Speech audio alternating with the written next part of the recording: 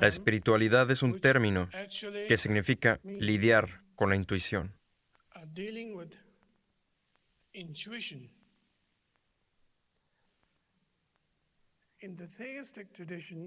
En la tradición teísta existe una noción de aferrarse a la palabra.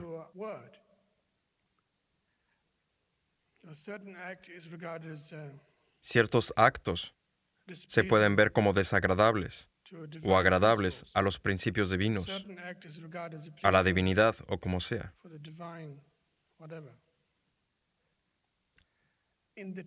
La tradición laica, por su parte, es muy directa y no asigna tanta importancia a los hechos históricos. Lo que importa es el aquí y ahora. El tratar de experimentar lo que está a la mano, en el acto.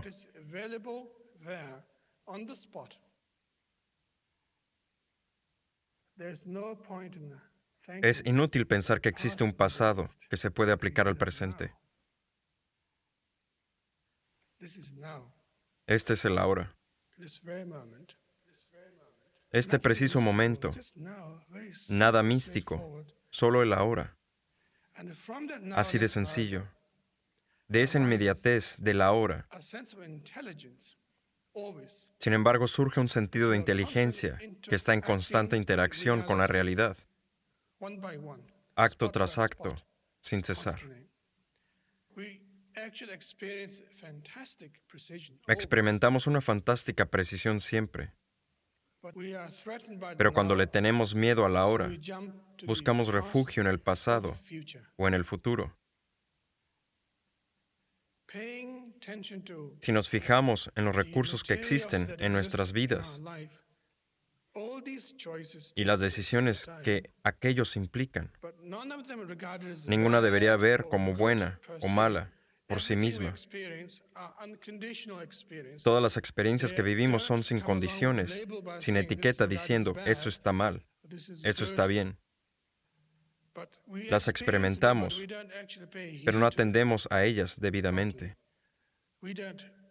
De hecho, no nos percatamos si nos llevan a alguna parte. Consideramos eso como una molestia.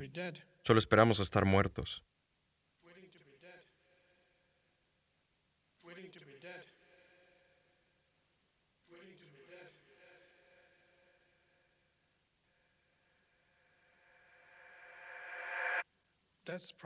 Y aquí está el problema.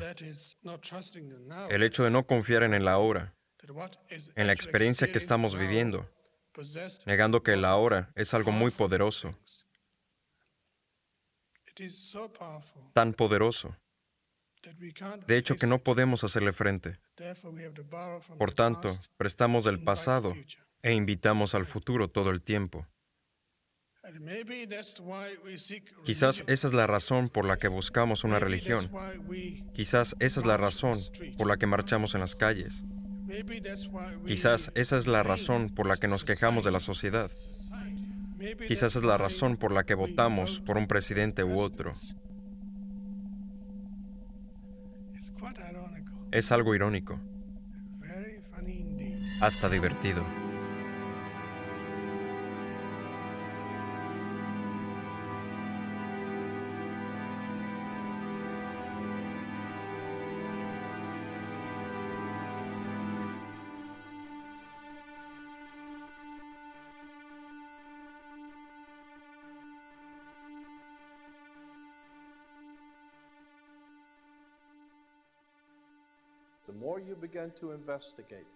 Cuanto más investigas lo que creemos entender, de dónde venimos, lo que hacemos, tanto más te das cuenta de que nos han mentido. Todas las instituciones nos han mentido. ¿Qué te hace pensar que la institución religiosa es la única que nunca lo hizo? Las instituciones religiosas están involucradas en esta mentira más que nadie. Y fueron puestas ahí por la misma gente que nos dio el gobierno. La educación corrupta, los carteles de bancos internacionales. Fuimos desviados de la verdad y de la presencia divina en el universo que los hombres llaman Dios. No sé lo que es Dios, pero sé lo que no es. De todos modos, hay que estar dispuesto a llegar al fondo de la verdad, asumir dónde pueda conducir y a quién nos pueda llevar. Mientras más te educas, mientras más entiendes de dónde vienen las cosas se vuelven más obvias y empiezas a ver mentiras por todos lados. Tienes que saber la verdad, buscar la verdad, y la verdad te liberará. Debe parecerles difícil a los que han aceptado la autoridad como verdad, en lugar de ver la verdad como autoridad. Jay Massey, egiptólogo.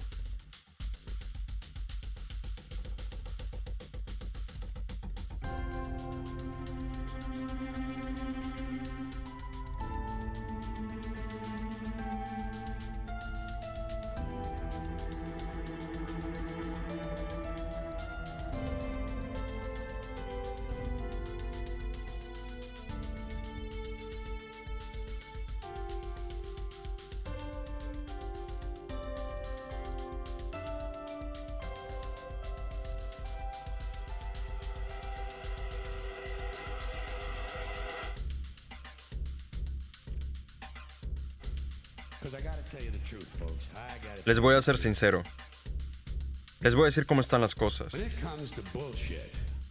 Cuando se trata de bobadas, y me refiero a tonterías en mayúscula, hay que quitarse el sombrero ante el campeón de las promesas falsas y afirmaciones exageradas: la religión. Pensemos en eso un momento.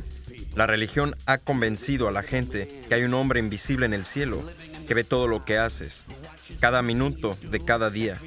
Y este hombre invisible tiene una lista especial de 10 cosas que no quiere que hagas. Y si haces alguna de esas 10 cosas, Él tiene un lugar especial para ti, lleno de fuegos, humos, torturas y angustia, donde te va a mandar a vivir para que estés llorando y gritando hasta el fin del tiempo.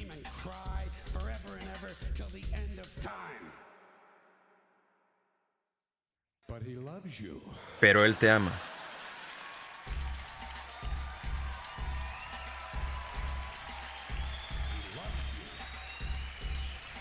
Te ama y necesita tu dinero. Siempre necesita dinero. Es todopoderoso, perfecto, lo sabe todo.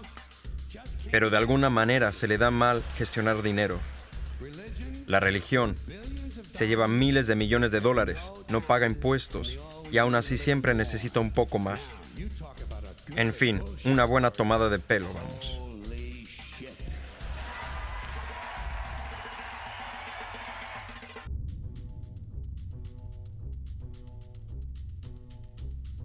Parte 1. La mejor historia jamás contada.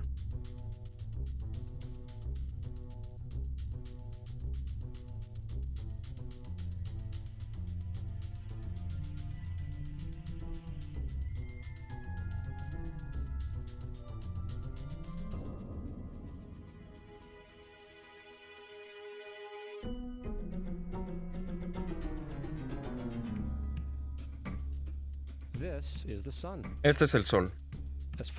Desde hace unos 10.000 años antes de Cristo, la historia abunda de grabados y escrituras expresando el respeto y la adoración de los pueblos por este objeto. Y es fácil de entender por qué, ya que el Sol sale todas las mañanas, trayendo consigo visión, el calor, la seguridad, salvando al hombre del frío y de la ciega oscuridad, llena de predadores nocturnos. Los pueblos antiguos entendían que sin el Sol no hay ni cosechas ni la vida en el planeta como tal. Esta conciencia hizo del Sol el objeto más venerado de todos los tiempos, seguido por las estrellas. A través de la trayectoria de las estrellas, los antiguos reconocían y anticipaban a largo plazo eventos tales como los eclipses o las lunas llenas, A su tiempo catalogaron a grupos celestiales en lo que hoy conocemos como constelaciones. Esa es la cruz del zodiaco, una de las imágenes conceptuales más antiguas de la historia de la humanidad. La cruz sigue de una manera figurativa el paso del Sol a través de las 12 constelaciones a lo largo del año, pero también refleja los 12 meses, las 4 estaciones y los solsticios y equinoccios. El término zodiaco se relaciona con el hecho de que las constelaciones suelen ser antropomorfizadas o personificadas como figuras o animales. En otras palabras, las primeras civilizaciones no solo seguían al Sol y las estrellas, sino también los personificaban a través de mitos elaborados, incluyendo sus movimientos y relaciones. El Sol, con sus cualidades de dar y nutrir la vida, fue personificado como un representante del Creador no visto, el Sol de Dios, la luz del mundo o el Salvador de la humanidad, de la misma manera que las 12 constelaciones correspondían a los lugares del viaje solar, siendo identificadas con nombres casi siempre haciendo referencia a los elementos de la naturaleza que se sucedían en el tiempo, tales como Acuario, el que trae las lluvias de la primavera.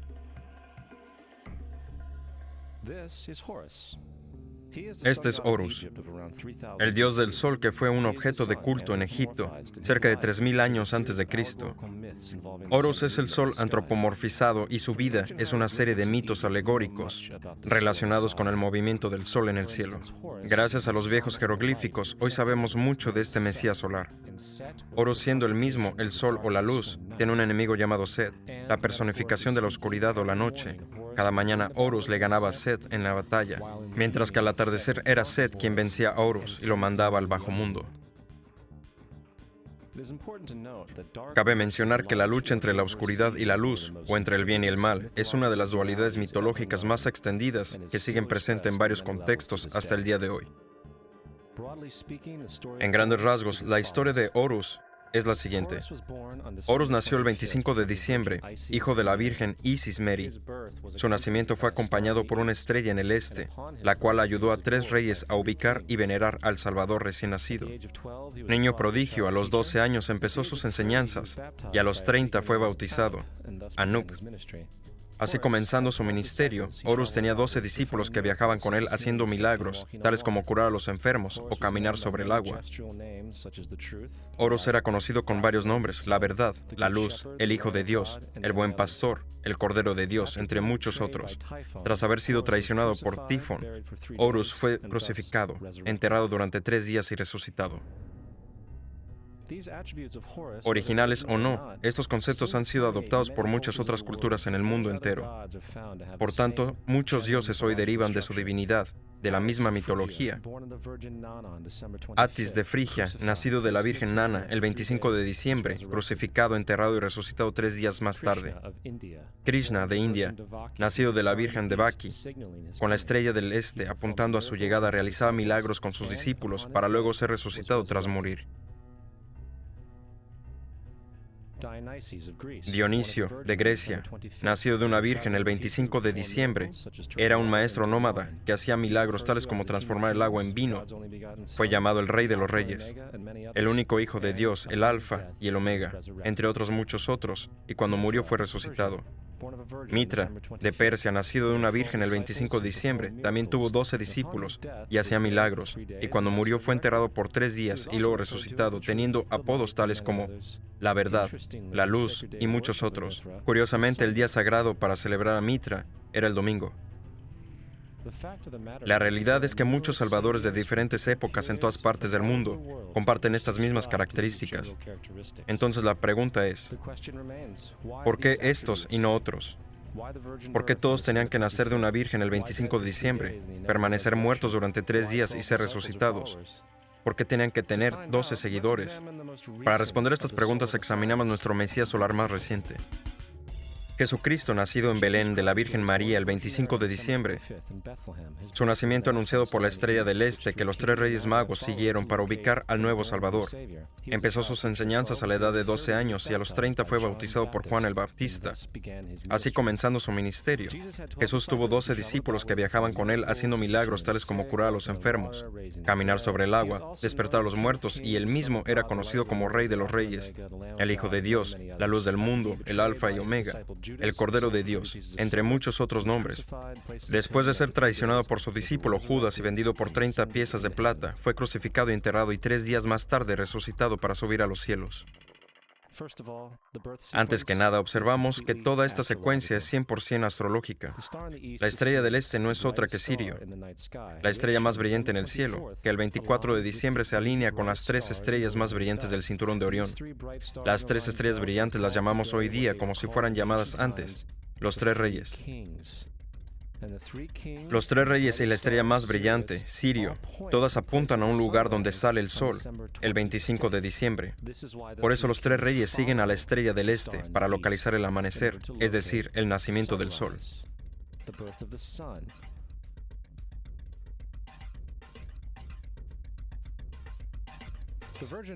La Virgen María es la constelación de Virgo, lo que significa virgen en el latín. Virgo también se refiere a la casa del pan. Por lo tanto, la representación de Virgo es una virgen sosteniendo un puñado de trigo. La casa del pan es el símbolo del trigo, representando los meses de agosto y septiembre, el periodo de la cosecha. En realidad, Belén literalmente significa la casa del pan y hace referencia a la constelación Virgo, un lugar en el cielo, no en la tierra. Existe un otro fenómeno bien curioso que ocurre cerca del 25 de diciembre, en el solsticio de invierno. Del solsticio de verano al de invierno, los días se hacen más cortos y fríos. Mirando desde el hemisferio norte, el sol parece moverse hacia el sur, haciéndose cada vez más pequeño y escaso. Para los antiguos, el acortamiento de los días y el acabo de las cosechas, cuando se acercaba el solsticio de invierno, simbolizaba el proceso de morir. Era la muerte del sol. El 22 de diciembre el sol llega a su muerte, cuando tras desplazarse continuamente durante 6 meses, termina su trayecto en el lugar más bajo en el cielo. Ahora sucede algo curioso. El sol deja de moverse hacia el sur, por lo que parecen ser 3 días. Durante estos 3 días de descanso, el sol está en la vecindad de la constelación de la Cruz del Sur, o Crux. Después de esta pausa, el 25 de diciembre, el sol vuelve a moverse 1 grado, esta vez hacia el norte, anunciando con esto días más largos, más cálidos, en fin, la primavera. De ahí viene lo de morir en la cruz, estar muerto durante 3 días y luego nacer otra vez. Es por esto que Jesús y muchos otros dioses del sol comparten la crucifixión, los 3 días de muerte y el hecho de resucitar. Es el trayecto del sol mismo antes de tomar el rumbo hacia el hemisferio norte para traer la primavera y por tanto la salvación. Sin embargo, no se celebra la resurrección del sol hasta el equinoccio de primavera o Pascuas. Esto se debe al hecho de que solo entonces, cuando Él vence la malvada oscuridad, cuando los días se hacen más largos que las noches y aparecen las condiciones revitalizantes de la primavera. Ahora, el más obvio de todos los símbolos astrológicos acerca de Jesús son los 12 apóstoles, pues son simplemente 12 constelaciones del zodiaco, a través de las cuales viaja Jesús, es decir, el Sol. De hecho, el número 12 aparece muchas veces a lo largo de la Biblia.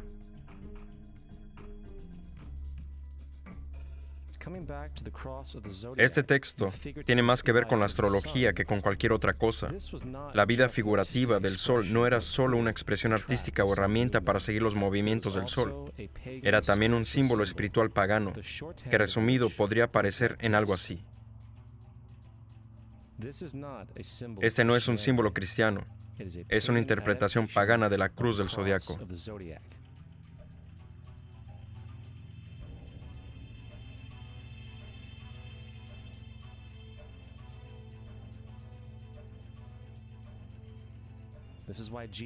Es por eso que Jesús en las primeras artes secretas se mostraba con la cabeza sobre la cruz, debido a que Jesús es el sol de Dios, la luz del mundo, el Salvador levantado, el que vendrá nuevamente, como lo hace cada mañana, la gloria de Dios, que defiende al mundo de la oscuridad, el que renace cada mañana y puede verse viniendo entre las nubes, alto en el cielo, con su corona de espinas o rayos solares. With his crown of thorns or sun rays.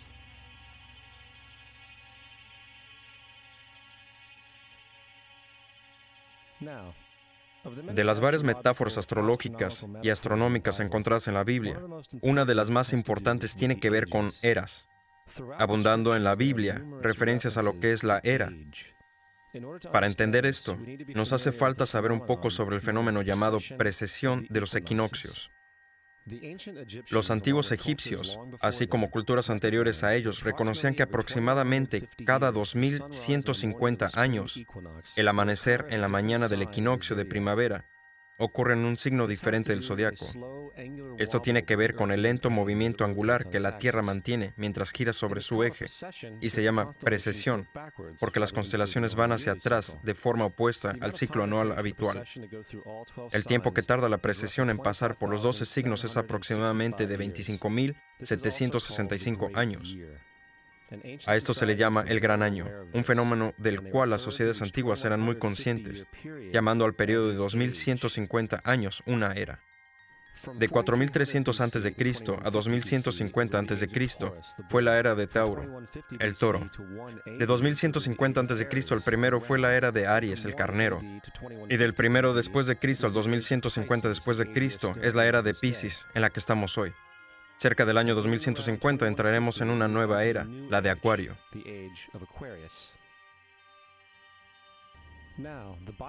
La Biblia refleja en grandes rasgos un movimiento simbólico a través de las tres eras, mientras anuncia una cuarta. En el Viejo Testamento, cuando Moisés baja del monte Sinaí con los 10 mandamientos, se enfada al ver a su gente venerando un becerro de oro, tanto que de hecho destroza las placas de piedra y obliga a su gente a matarse entre sí para purificarse. La mayoría de los especialistas bíblicos atribuyen esta ira al hecho de que los israelitas están dando culto a un ídolo falso, pero en realidad el becerro de oro es Tauro, mientras que Moisés representa la era de Aries. Es por eso que los judíos hasta hoy en día suenan el shofar. Moisés representa la nueva era, en la cual todos deben cortar los lazos con la era que le precede.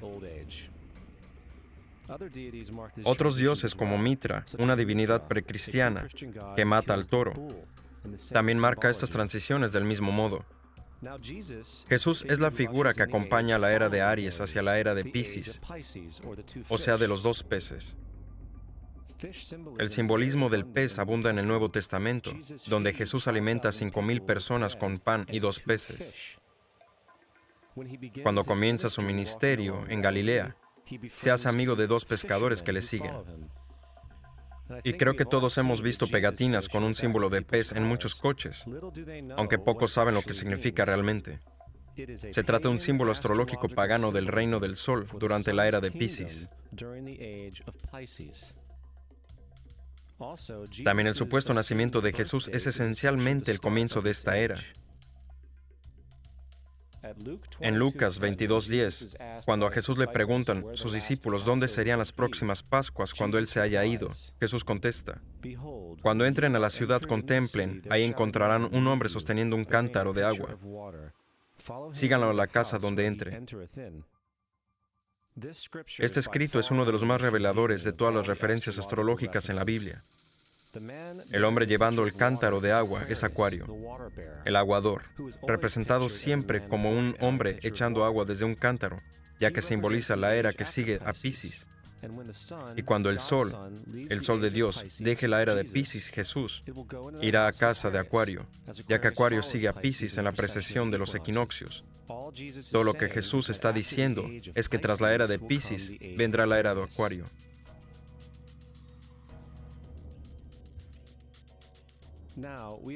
Todos hemos oído hablar acerca del final del tiempo y del fin del mundo. Aparte de la representación caricaturesca del libro de las Revelaciones, la fuente principal de esta idea viene de Mateo 28:20, donde Jesús dice: estaré contigo hasta el fin del mundo. Sin embargo, en la versión del Rey James, mundo es una traducción errónea. Entre otras malas traducciones que hay ahí, la palabra correcta es aeón, que significa era. Estaré contigo hasta el fin de la era. Lo cual es cierto, ya que la personificación pisciana de Jesús terminará cuando el sol entre a la era de Acuario. Todo el concepto del fin del tiempo y del fin del mundo es una alegoría astrológica mal interpretada. Pero ¿cómo decírselo a unos 100 millones de personas en Estados Unidos que creen que se acerca el fin del mundo? Más aún, el personaje de Jesús como híbrido literario y astrológico es más bien un plagio del dios del sol egipcio, Horus. Por ejemplo, grabadas hace alrededor de 3.500 años en las paredes del templo de Luxor, hay imágenes de la Anunciación, la concepción inmaculada, el nacimiento y la veneración de Horus. Las imágenes comienzan con Tao, anunciando a la Virgen Isis, que concebirá a Horus. Luego el Espíritu Santo, Nef, impregna a la Virgen. Y después viene el alumbramiento y la veneración. Esta es exactamente la historia de la concepción milagrosa de Jesús. De hecho, las similitudes entre la religión egipcia y cristiana son asombrosas.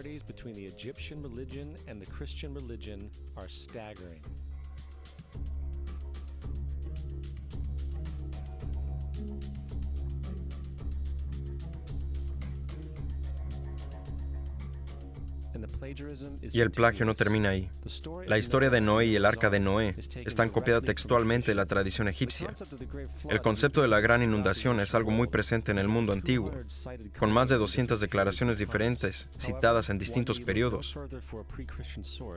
Basta con citar la época de Gilgamesh, con sus escritos de 2600 años antes de Cristo. Esa historia habla de una gran inundación mandada por Dios, un arca que salvó animales e incluso el envío y el retorno de una paloma, todos iguales que en la historia bíblica, junto con muchas otras similitudes. También la historia de Moisés es un plagio. Cuando Moisés nació, se dijo que fue puesto en un canasto y dejado flotando en un río para evitar el infanticidio. Más tarde fue rescatado por una hija de la realeza y criado por ella como un príncipe. Esa historia de un bebé en un canasto es una copia del mito de Sargón de Akkad, que data alrededor de 2250 a.C. Sargón también fue puesto en un canasto al nacer para evitar infanticidio y fue dejado flotando en un río para acabar rescatado y criado por Aki, una comadrona de la realeza. Aún más, Moisés es conocido como el quien da leyes, ya que fue el quien trajo los 10 mandamientos. Sin embargo, la idea de una ley pasada de Dios a un profeta en una montaña es también un tópico en la historia de los mitos.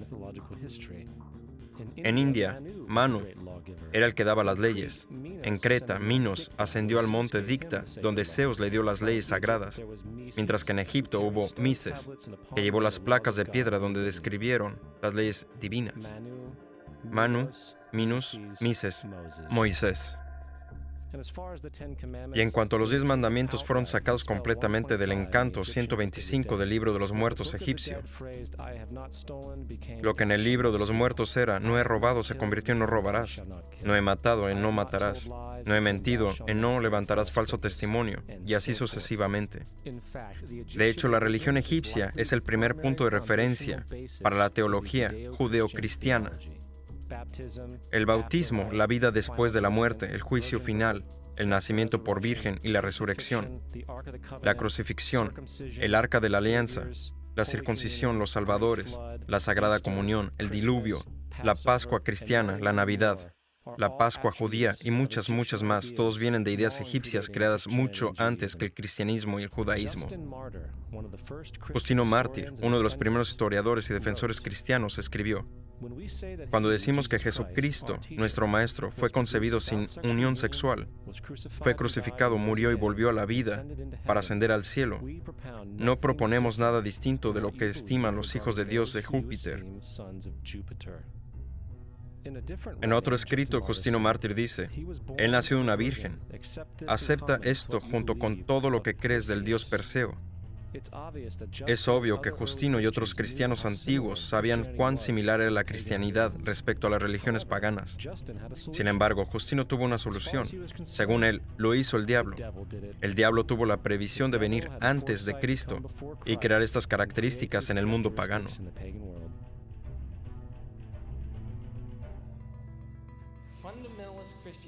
La cristianidad fundamentalista es algo fascinante. Esa gente cree que el mundo se creó hace 12,000 años. Un día le pregunté a uno de ellos: "Entonces, ¿qué pasa con los huesos de dinosaurios?" Y me contestó: ¿Qué huesos? Dios los puso ahí para probar nuestra fe.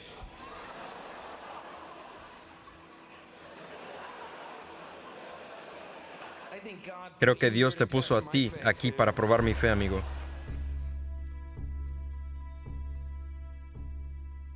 La Biblia no es nada más que un híbrido literario astroteológico, como casi todos los mitos religiosos anteriores. De hecho, el tema de transferencia de atributos de un personaje a otro se puede encontrar en la Biblia misma. En el Viejo Testamento, esta es la historia de José. José fue un prototipo de Jesús. José tuvo un nacimiento milagroso. Jesús tuvo un nacimiento milagroso. José tenía 12 hermanos. Jesús tenía 12 discípulos. José fue vendido por 20 piezas de plata. Jesús fue vendido por 30. El hermano Judas sugirió la venta de José. El discípulo Judas sugirió la venta de Jesús. José comenzó su trabajo a la edad de 30 años, igual que lo hizo Jesús. Los paralelismos no paran ahí. ¿Y no habrá alguna referencia histórica no bíblica de una persona llamada Jesús, hijo de María, que viajaba con 12 seguidores curando gente y demás? Hay numerosos historiadores que vivieron en la zona del Mediterráneo, ya sea durante o pronto después de la supuesta vida de Jesús. ¿Cuántos de ellos hablan de él? Ninguno. Sin embargo, para ser justos, no significa que defensores del Jesús histórico no hayan sostenido lo contrario. Plinio el joven Suetonio y Tácito son los primeros tres. Cada una de sus menciones consisten en solo unas pocas oraciones, en el mejor caso, y solo se refieren al Christus, o sea, al Cristo, que de hecho no es un nombre, sino un título que significa el elegido. La cuarta fuente es Josefo, y hace cientos de años fue comprobado que se trata de una falsificación. Lamentablemente, aún hoy se le cita como cierta. Es de suponer que un tipo que se levantó de los muertos y ascendió al cielo delante de todo el mundo y realizó la cantidad de milagros que se le atribuyen, hubiese cobrado más presencia en el registro histórico. No lo hizo porque, una vez examinadas las pruebas, hay una probabilidad muy alta que la figura conocida como Jesús ni siquiera existió. La religión cristiana es una parodia de la adoración del sol, en la cual pusieron a un hombre llamado Cristo en el lugar del sol, y lo adoran como originalmente adoraron al sol. Thomas Paine, 1737-1809. No queremos ser crueles, pero sí justos. No queremos causar sentimientos dolorosos, pero sí queremos ser académicamente correctos, en lo que entendemos y sabemos como cierto. La cristianidad no está basada en verdades, sino es nada más que una historia romana desarrollada con fines políticos.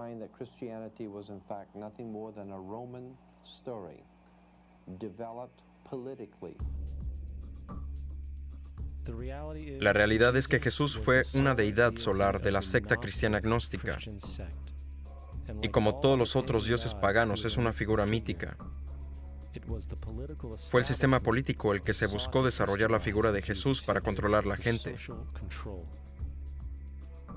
Por el 325 después de Cristo en Roma, el emperador Constantino convocó al Consejo de Nicea. Fue durante esta reunión que las doctrinas cristianas políticamente motivadas fueron establecidas y donde empezó la larga historia de derramamiento de sangre cristiano y del fraude espiritual. Durante los siguientes 1600 años, el Vaticano mantuvo un control político sobre toda Europa, conduciéndola a periodos tan tristes como la Edad Oscura o episodios tan vergonzosos como las Cruzadas o la Inquisición.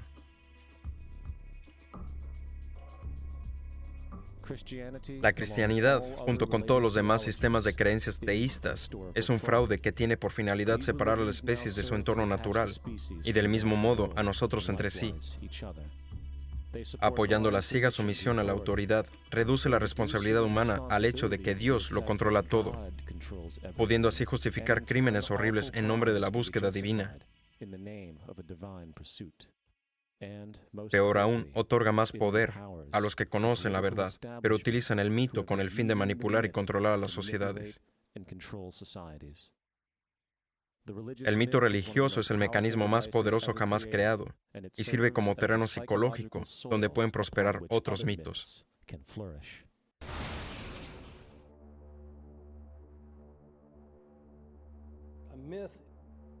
Un mito es una idea que, aun siendo popularmente creída, sigue siendo falsa.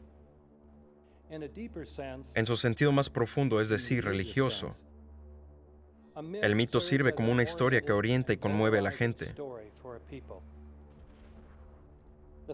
El foco del mito no es la relación de la historia con la realidad, sino con la función. Una historia no puede funcionar a menos que sea creída por la comunidad o la nación. No es tema de debate que algunos tengan el mal gusto de cuestionar la veracidad de la historia sagrada. Los guardianes de la fe no entran en debate con ellos. Ellos ignoran o denuncian como blasfemo al que la cuestione. Es erróneo, blasfemo y pecaminoso que usted sugiera, insinúe o ayude a otros a llegar a la conclusión de que el gobierno de los Estados Unidos haya matado a 3,000 de sus propios ciudadanos. Parte 2. El mundo entero es un escenario.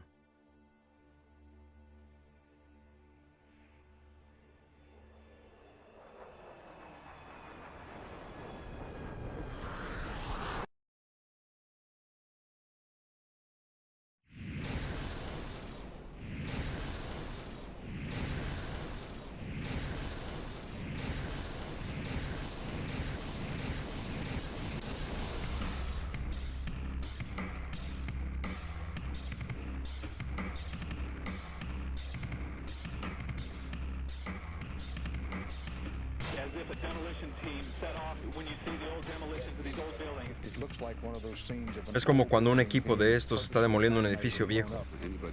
Se parece a como cuando un edificio viejo se les hace saltar por los aires. Cualquiera que alguna vez lo haya visto sabe que para eso hay que poner explosivos en la parte del edificio que está debajo del suelo. La manera en que está esta estructura colapsando no es natural. No es casualidad que la segunda torre haya colapsado exactamente igual que la primera. ¿Cómo se consiguió esto? No lo sabemos. Lo que pasa es que todo el edificio se redujo a polvo.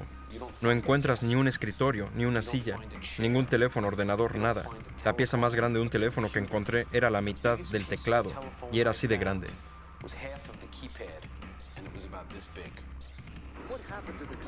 ¿Qué pasó con el hormigón? Fue pulverizado. De río a río, este polvo, 2 o 3 pulgadas de ancho, el hormigón simplemente desapareció. Parecido a lo que todos hemos visto varias veces en la tele, cuando un edificio es demolido con explosivos puestos cuidadosamente para derrumbarlo. Es como si tuvieran detonadores para derrumbar el edificio y hacer boom. Escuché una segunda explosión. Era muy fuerte. Hubo una segunda explosión y luego él colapsó. Para mí era como una explosión, como disparos y de repente 3 explosiones tremendas. Escuchamos una gran explosión y entonces la parte superior del edificio explotó tal cual. Vimos una explosión. La fuerza nos hizo bajar hasta el 8º piso. Cuando llegamos al lobby, hubo una gran explosión. El lobby lucía como si una bomba hubiese explotado ahí. Enorme explosión, una lluvia de escombros, una tremenda explosión, que todos escuchamos y sentimos. Acabamos de ser testigos de algún tipo de explosión. Mucho ruido, una ráfaga explosiva. Una explosión secundaria en la Torre 1. Un otro tipo de bomba explotando. Se supone que había explosivos colocados dentro de los edificios. El mito del 11 de septiembre. 19 secuestradores dirigidos por Osama Bin Laden tomaron 4 jets comerciales con navajas y evadiendo el sistema de defensa aéreo, NORAD, alcanzaron el 75% de sus objetivos. Luego las torres 1, 2 y 7 del World Trade Center colapsaron en forma de panqueque debido a una falla estructural causada por el fuego. Asimismo, el avión que alcanzó el Pentágono se vaporizó en el acto, al igual que el avión que se estrelló en Shanksville. La comisión del 11 de septiembre descubrió que no hubo advertencias por este acto terrorista, mientras que múltiples fallas gubernamentales obstaculizaron una defensa adecuada. No hubo advertencias.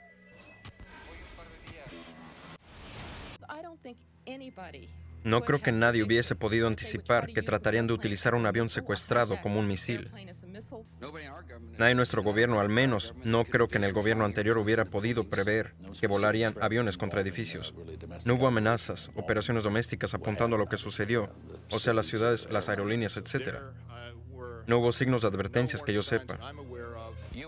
Como informa USA Today, en los 2 años anteriores de los ataques de 11 de septiembre, NORAD mantuvo ejercicios usando aviones secuestrados como armas, cuyo objetivo era el World Trade Center.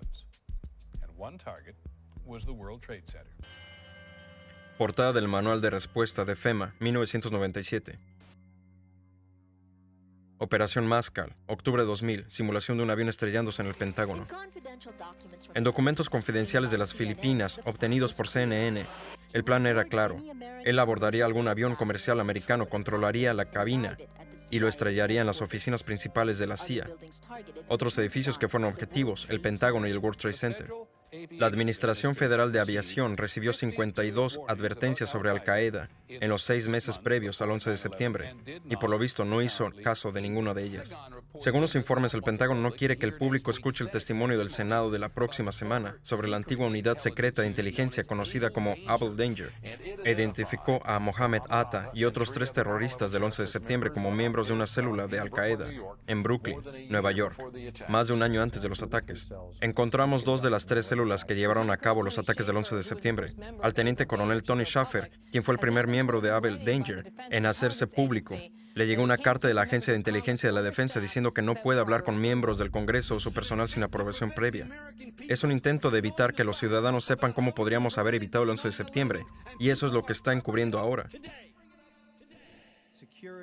La seguridad y el contraterrorismo estaban subrayadas en rojo en palabras de George Tenet, y las advertencias de un ataque inminente eran tan severas que algo dramático debería haberse hecho. Era sin igual. En cambio, el presidente se tomó un mes de vacaciones.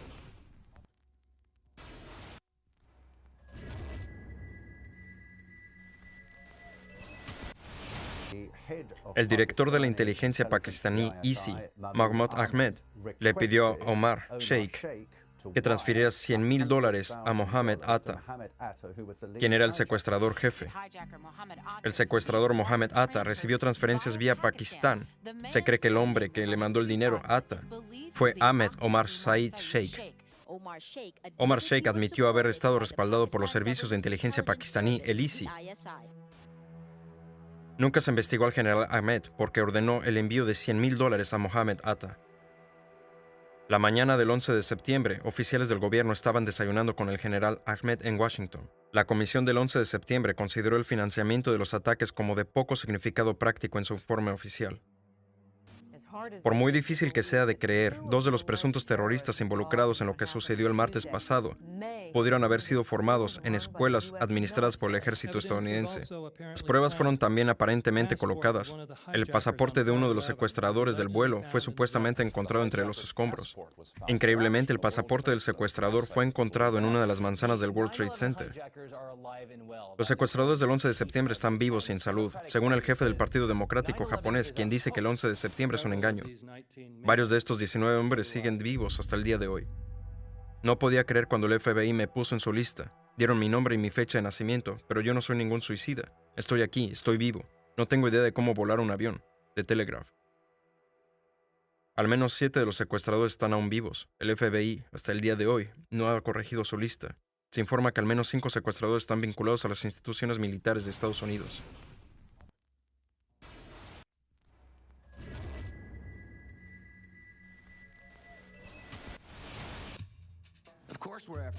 Por supuesto, estamos detrás de Saddam Hussein, quiero decir Bin Laden. A principios de la década de 1980, Bin Laden trabajó con agentes de la inteligencia estadounidense en el ejército pakistaní y en los Estados Árabes.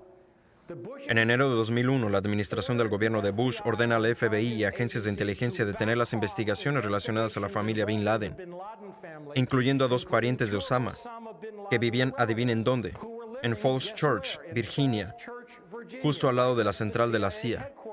Cuando ya era el hombre más buscado de América, según se dice, estuvo 2 semanas ingresado en un hospital estadounidense en Dubái, donde le atendió un médico estadounidense y le hizo visita un agente local de la CIA.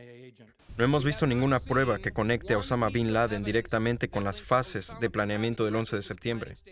Este fracaso en la provisión de pruebas luego se consideró innecesario, porque Bin Laden, en un video supuestamente encontrado en Afganistán, admitió su responsabilidad por los ataques.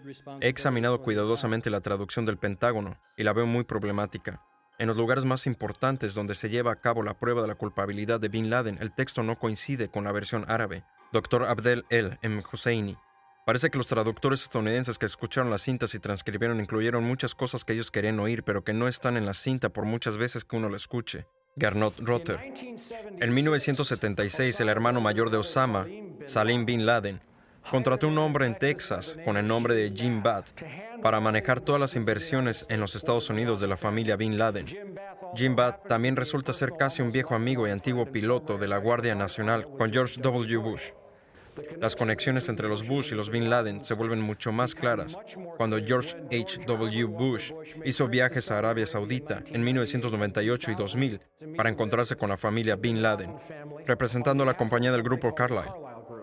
En la mañana del 11 de septiembre, el grupo Carlyle tuvo una reunión en Washington que contaba con la presencia del hermano mayor de Osama, Shafiq Bin Laden. El grupo Carlyle tiene lazos con uno de los contratistas de defensa más grandes del mundo, que continúa amasando ganancias debido a la guerra contra el terrorismo, post-11 de septiembre y las guerras en Afganistán e Irak.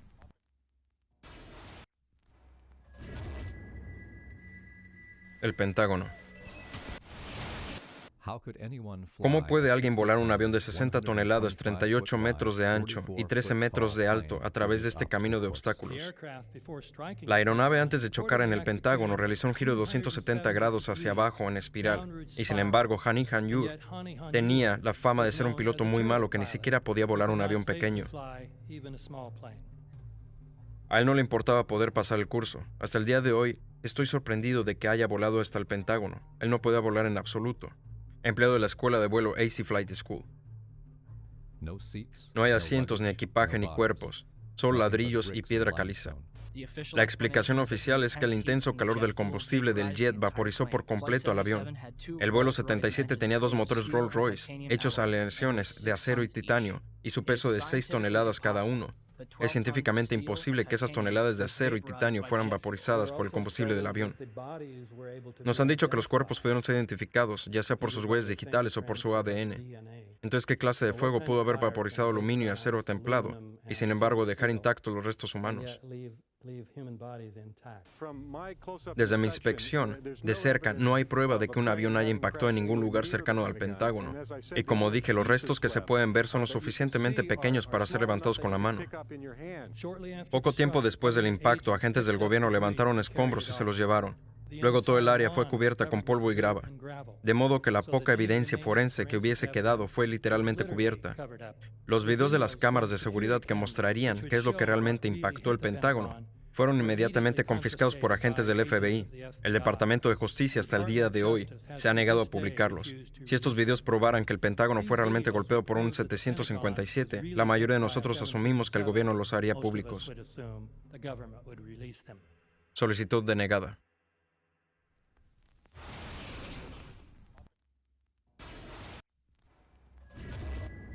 Shanksville. Es como si no hubiese nada ahí, excepto un agujero en el suelo. Correcto, lo único que se veía era un pozo humeante y algunos árboles rotos. Se puede ver gente trabajando, caminando alrededor del área, pero por lo que pudimos ver, no ha quedado mucho. ¿Alguna pieza del avión? No había nada que pudiera probar que un avión se estrelló ahí. Avión accidentado en Nigeria. Vuelo 93 estrelló en Shanksville.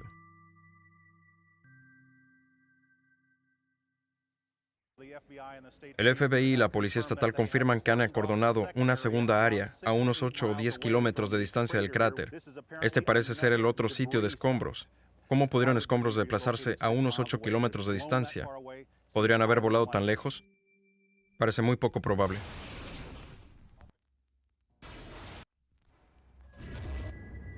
World Trade Center, Torres 1, 2 y 7.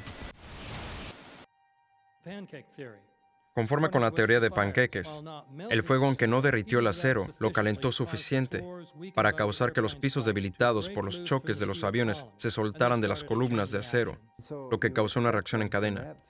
Lo que esperarías ver con esa teoría, que es la teoría oficial, sería una montaña de pisos apilados unos encima de otros, y en el medio un grupo de columnas del núcleo todavía de pie.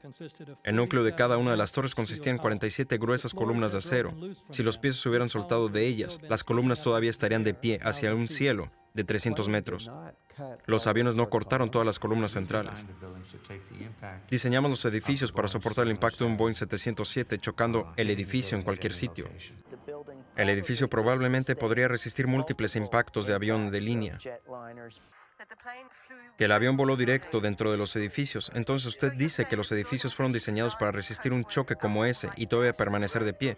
Sí, Aaron Swirsky, arquitecto de los edificios de World Trade Center. Si se soltara una bola de billar desde la cima del World Trade Center a 110 pisos, tardaría de 8 a 10 segundos en llegar al suelo, si no encontrara absolutamente ninguna resistencia. Las Torres Gemelas cayeron a una velocidad muy cercana a la de caída libre. 200,000 toneladas de acero se deshicieron y explotaron hacia afuera en un radio de 150 metros. Esto significa que los pisos se destruyeron con una tasa promedio de alrededor de 10 pisos por segundo. No existe un argumento que explique el efecto panqueque, donde edificio se derrumba puede alcanzar una velocidad de caída libre. ¿Qué puede causar eso? ¿Qué puede mover esa masa fuera del camino? Explosivos.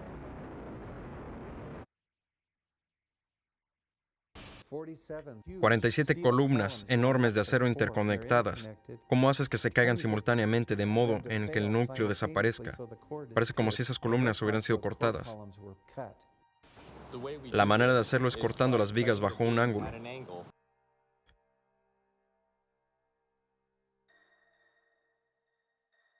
Columnas del núcleo después del colapso. Fíjense en la forma del corte y el metal derretido.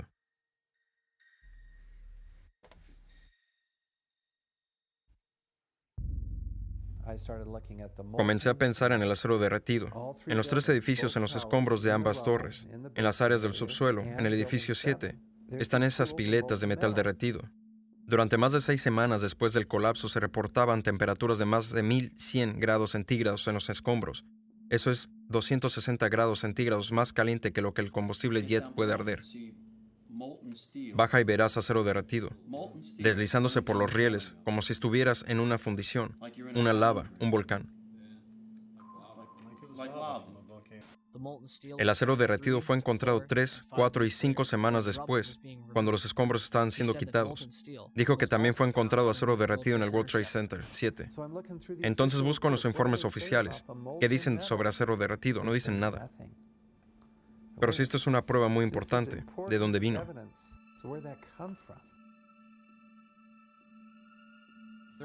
La termita es tan caliente que simplemente corta el acero. Acero estructural, por ejemplo, como un cuchillo corta la mantequilla. Los productos son hierro derretido y óxido de aluminio, que se expele como polvo. Vio esas enormes nubes de polvo. Se puede imaginar cuando se juntan esos químicos en gran escala. Profesor Niels Harrit, usted examinó los escombros del World Trade Center. ¿Qué encontró en ellos? Ahí dentro encontramos restos de lo que llamamos material termítico, un material que contiene mucha energía que puede usarse tanto como para fundir hierro como explosivo.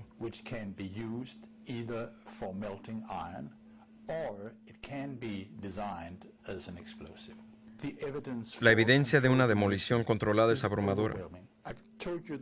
Le dije que la reacción de la termita produce hierro fundido, y hierro fundido estaba en los charcos, en los escombros. Y el caso es que la termita siguió reaccionando. Este era un brebaje de las burbujas de química térmica. Piletas de metal derretido bajo ambas torres luego de su colapso y bajo el edificio 7. Pero el edificio 7 ni siquiera fue golpeado por un avión.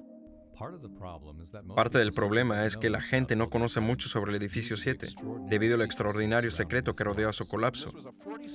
Este es un rascacielos de 47 pisos. El edificio cayó a las 17:25. No fue golpeado por un avión. Este edificio solo tenía incendios en 2 o 3 pisos y fue derrumbado por lo que sabemos. Fue una demolición controlada.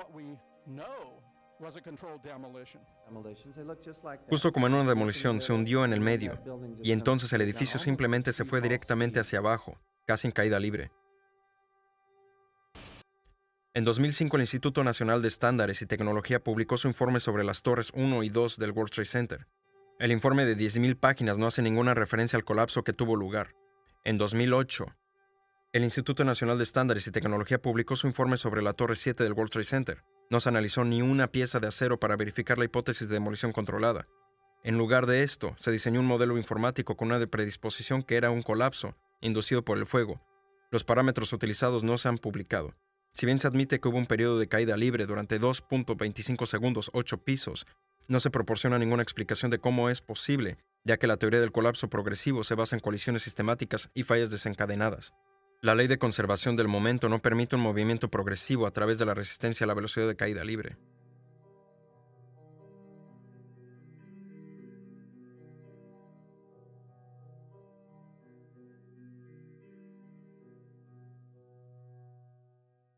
Y todavía quedan por explicar las explosiones subterráneas, los que ocurrieron segundos antes del choque del primer avión. Nuestra oficina estaba en el nivel B1. Estaba hablando con el supervisor a las 8:46, cuando de repente escuchamos boom, una explosión tan fuerte que nos levantó, y vino desde el sótano, entre los niveles B2 y B3. Y cuando fui a verbalizarlo, escuchamos boom, el impacto del avión de arriba.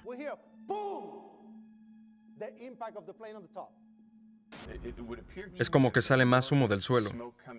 Estaba en el sótano. Bajé y de repente el ascensor explotó. Y cuando salíamos pasamos por el vestíbulo, pero no estaba. Entonces creo que la bomba dio en el vestíbulo primero. Y unos segundos después fue el primer avión. Estaba caminando por el pasillo principal del edificio. Y ahí fue cuando el impacto de la explosión me tiró al piso. Y ahí fue cuando todo empezó. De repente hubo otro impacto y las placas del cielo raso se cayeron de nuevo, y las luces también. De ahí fuimos a la Torre 2 del World Trade Center, y de repente todo empezó a pasar de nuevo. Algo más nos golpeó contra el suelo. Los pisos se hundían. Todo lo que estaba sucediendo. O sea, conozco gente que murió en el sótano. Conozco gente que se rompió las piernas en el sótano. Gente que tuvo cirugía reconstructiva porque las paredes les golpearon en la cara.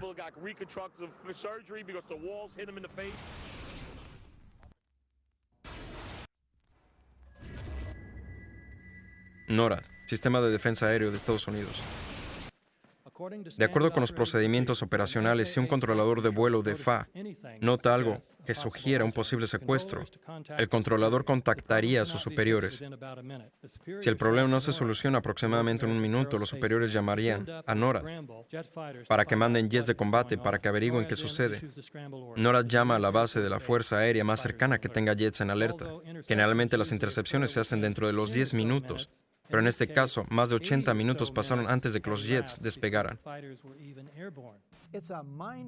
Es una anomalía increíble. Ni un avión de la Fuerza Aérea movió una rueda hasta que fue muy tarde. No hay ni un jet.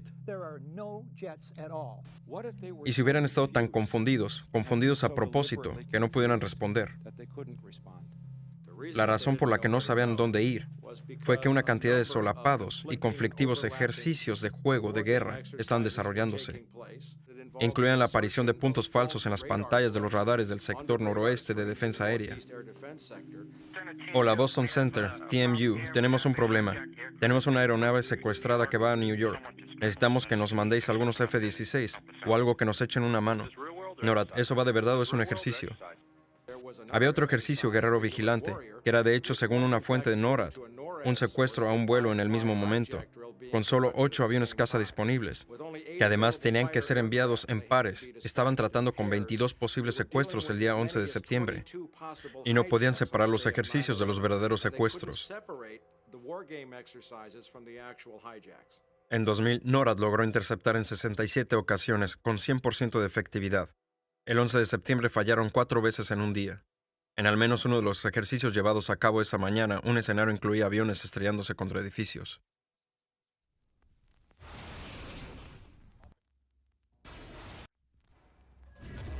La comisión del 11 de septiembre.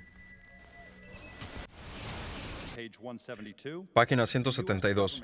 El gobierno de los Estados Unidos no ha podido determinar el origen de los fondos usados en los ataques del 11 de septiembre. En definitiva, la pregunta es de poco significado práctico. Las autoridades estadounidenses no pudieron encontrar la fuente de los fondos y entonces publicaron la más increíble y poco honesta declaración. En definitiva, la pregunta es de poca importancia. Es de enorme importancia. ¿Acaso no es importante quién pagó por el 11 de septiembre? El colapso del edificio 7 fue reconocido como especialmente difícil de explicar. El informe de la comisión implícitamente admite que no se pudo explicar el colapso de este edificio, al ni siquiera mencionarlo. ¿Por qué usted y el vicepresidente insisten en presentarse juntos ante la comisión del 11 de septiembre?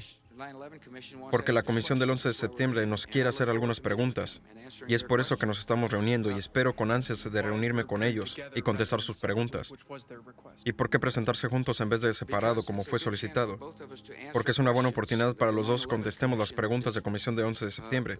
¿Qué quiere hacernos preguntas y nosotros responder a ellas? ¿Cree que deberían ser capaces de presentarse y hablar con sus propias palabras? ¿Deberían ir bajo juramento? Sí, públicamente. Cuando Bush y Cheney aparecieron ante la comisión del 11 de septiembre, sus condiciones eran las siguientes. Aparecerían juntos, no estarían bajo juramento, no serían permitidos ni la prensa ni miembros de familiares fallecidos, no se permitirían grabaciones de ningún tipo, no se permitirían transcripciones. ¿No cree que los familiares tienen derecho a tener la transcripción o preguntaste lo mismo ayer, tengo la misma respuesta? El informe final fue unánime, lo que quiere decir que si un miembro de la comisión tuvo alguna objeción sobre cualquier cosa, ese hecho no entraría en el informe. Descubrimos que él no solo sirvió en el equipo de transición de la administración Bush, sino que fue la persona que escribió el borrador del memorándum para la organización del Consejo de Seguridad Nacional de la administración Bush. Él fue quien escribió la estrategia de preataque que fue eventualmente usada para la guerra de Irak. También es amigo personal de Condoleezza Rice. Queremos que renuncie. Literalmente no hay nada en el informe del 11 de septiembre que la administración Bush no haya aprobado. Entendemos, por tanto, que la comisión bajo el liderazgo de Zelikoff hubiese ignorado toda la evidencia que hubiese apuntado a la verdad, que el 11 de septiembre fue una operación de bandera falsa que permitió la autorización de doctrinas y fondos necesarios para un nuevo nivel de movilización imperial.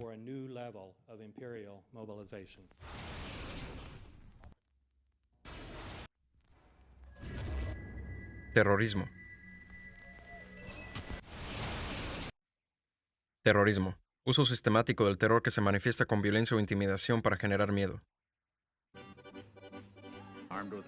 Armados con armas químicas, biológicas, nucleares, fanáticos, asesinos, terroristas, 11 de septiembre, asesinos 11 de septiembre, terroristas, Al-Qaeda, armas nucleares, terroristas, el 11 de septiembre.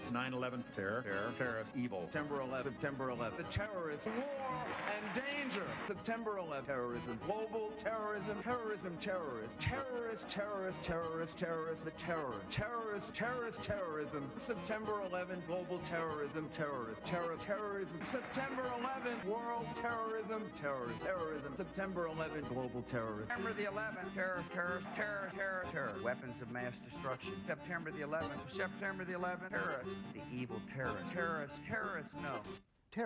Terrorismo. Esas palabras resuenan como una hipnosis. Terrorismo, terroristas, amenaza, terrorista. Y por supuesto, el posible vínculo con Al-Qaeda. Pero es esta guerra contra el terrorismo el foco ineludible de nuestra existencia. Un día nuestros nietos mirarán hacia atrás nuestros tiempos y preguntarán cómo se ganó la guerra contra el terrorismo. Toda la élite gobernante ve al terrorismo como el medio preferido. De hecho, el único garante de la cohesión social, otorgando una imagen enemiga para que la sociedad se mantenga unida. De acuerdo con la teoría neoconservadora de Carl Schmitt, se debe tener una imagen enemiga para tener una sociedad. Y eso es algo muy peligroso, porque ahora significa que el orden social entero, los partidos políticos, la vida intelectual y la vida en general están basados en un mito monstruoso.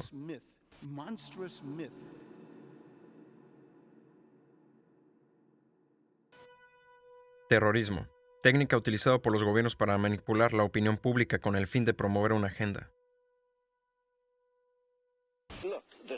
Mire lo que la CIA ha hecho en este país, es increíble. Mire los actos terroristas que ocurrieron. La CIA estuvo involucrada en la mayoría, si no en todos ellos. Tenemos los cuarteles de los Marines en la Embajada de Kenia. Tuvimos Panam, 103, el USS Cole, la ciudad de Oklahoma, el World Trade Center en 1993. Con ayuda de los terroristas voló el World Trade Center la primera vez. Entonces los responsables no tenían bombas. Tenían su carnet de conducir. El informante llamó a Salem, un oficial de la Armada egipcio de 43 años. A él le fue asignado preparar una bomba, y entonces fue a su jefe en el FBI y le preguntó, vamos a poner una bomba falsa, ¿no? Y el jefe contestó, no, vamos a poner una bomba de verdad. Los agentes del FBI podrían haber podido evitar la explosión el febrero pasado en World Trade Center. Se discutió en secreto la sustitución de explosivos por pólvora inofensiva, pero no fue así. Según el propio informante del FBI, Emad Salem, quien grabó muchas de sus conversaciones con sus manejadores. Pero tuvieron mala suerte, ya que hubo solo 6 muertos, no suficiente para aprobar las leyes contra el terrorismo. Entonces lo que sucedió es que 2 años después, en abril del 95, fue el edificio Murrah, de Oklahoma. 168 personas muertas. Un año después, las leyes antiterrorismo fueron aprobadas, las cuales eliminan muchos de nuestros derechos constitucionales y libertades civiles.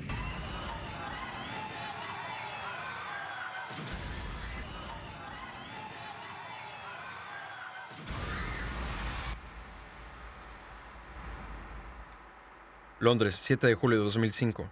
En 3 trenes y un autobús explotaron bombas matando 56 personas. Esa misma mañana se estaba realizando un ejercicio antiterror sobre el mismo escenario con bombas, en las mismas estaciones de trenes exactamente a la misma hora.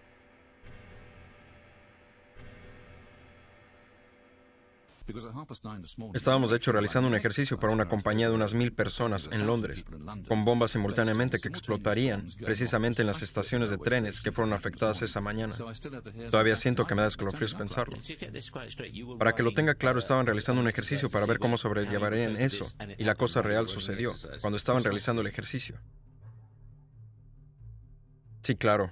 El mismo escenario con bombas, exactamente las mismas estaciones de trenes, exactamente a la misma hora. Debemos creer que hay algún tipo de coincidencia, que hubo también una simulación antiterrorista el 7 de julio, y al igual que el 11 de septiembre, estaban hablando sobre ataques a los mismos objetivos, las mismas estaciones de tren, en exactamente el mismo momento que cuando los ataques estaban sucediendo, otorgando algún tipo de protección, por lo que deben ser operaciones orquestadas de alguna manera por el Estado.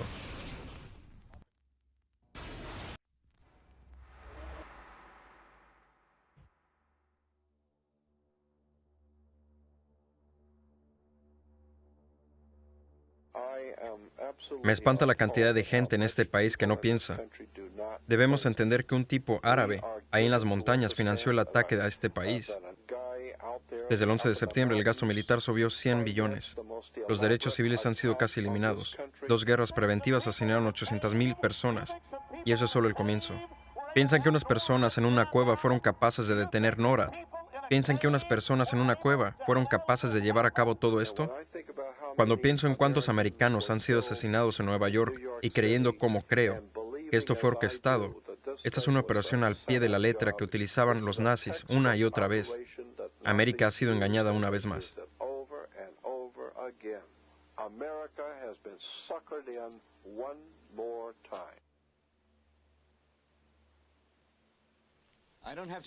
No tengo por qué decirles que las cosas están mal. Todo el mundo sabe que están mal. El dólar no vale nada, los bancos están quebrando, los vendedores guardan un arma bajo el mostrador, los punks van por la calle sembrando miedo y no hay nadie que sepa solucionarlo. Esto no termina nunca. Sabemos que el aire que tenemos no vale para respirar y que la comida que tenemos no es comida. Nos sentamos a mirar tele mientras algún presentador nos dice que hoy han habido 15 homicidios, 63 crímenes violentos, como si eso fuera algo normal. Sabemos que las cosas están mal, peor que mal. Es una locura. Es como si todo esto se estuviera enloqueciendo, así que apenas salimos a la calle, nos sentamos en la casa y el nuestro mundo se vuelve cada vez más pequeño, mientras que todo lo que decimos es, por favor, al menos dejadme tranquilo en mi salón, con mi tostadora, mi tele, mi radio, así no me quejo. Solo quiero estar tranquilo. Yo no voy a dejarlos tranquilos. Quiero que os ofendáis. No quiero que protestes ni que te mandes cartas a los diputados, porque no sabrán qué poner ahí. No sé qué hacer sobre la depresión, la inflación o los rusos y el crimen en las calles. Todo lo que sé es que primero hay que enfadarse y decir, soy un ser humano. Joder, mi vida vale algo.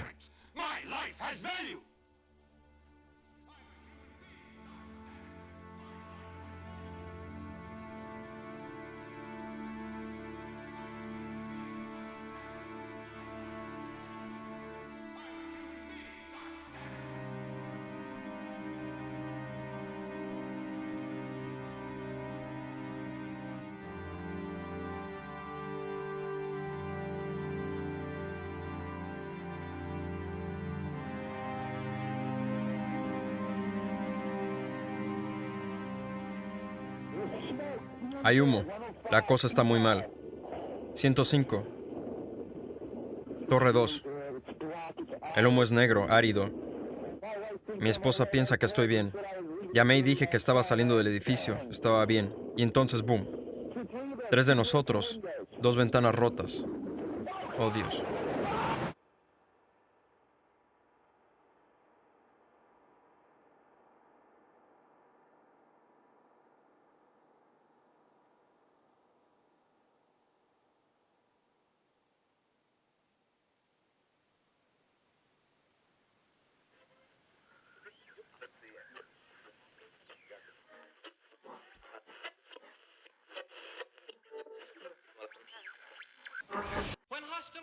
Cuando comenzaron las hostilidades en Europa en 1939, se comprendió que el pueblo estadounidense no tenía ninguna intención de entrar en la guerra, pero creían que este país podría ser atraído a la guerra, de la misma manera que fue atraído a la última guerra. Planearon primero preparar a los Estados Unidos para una guerra exterior, bajo el disfraz de la defensa estadounidense. En segundo lugar, para involucrarnos en la guerra, paso a paso, sin que nos diéramos cuenta.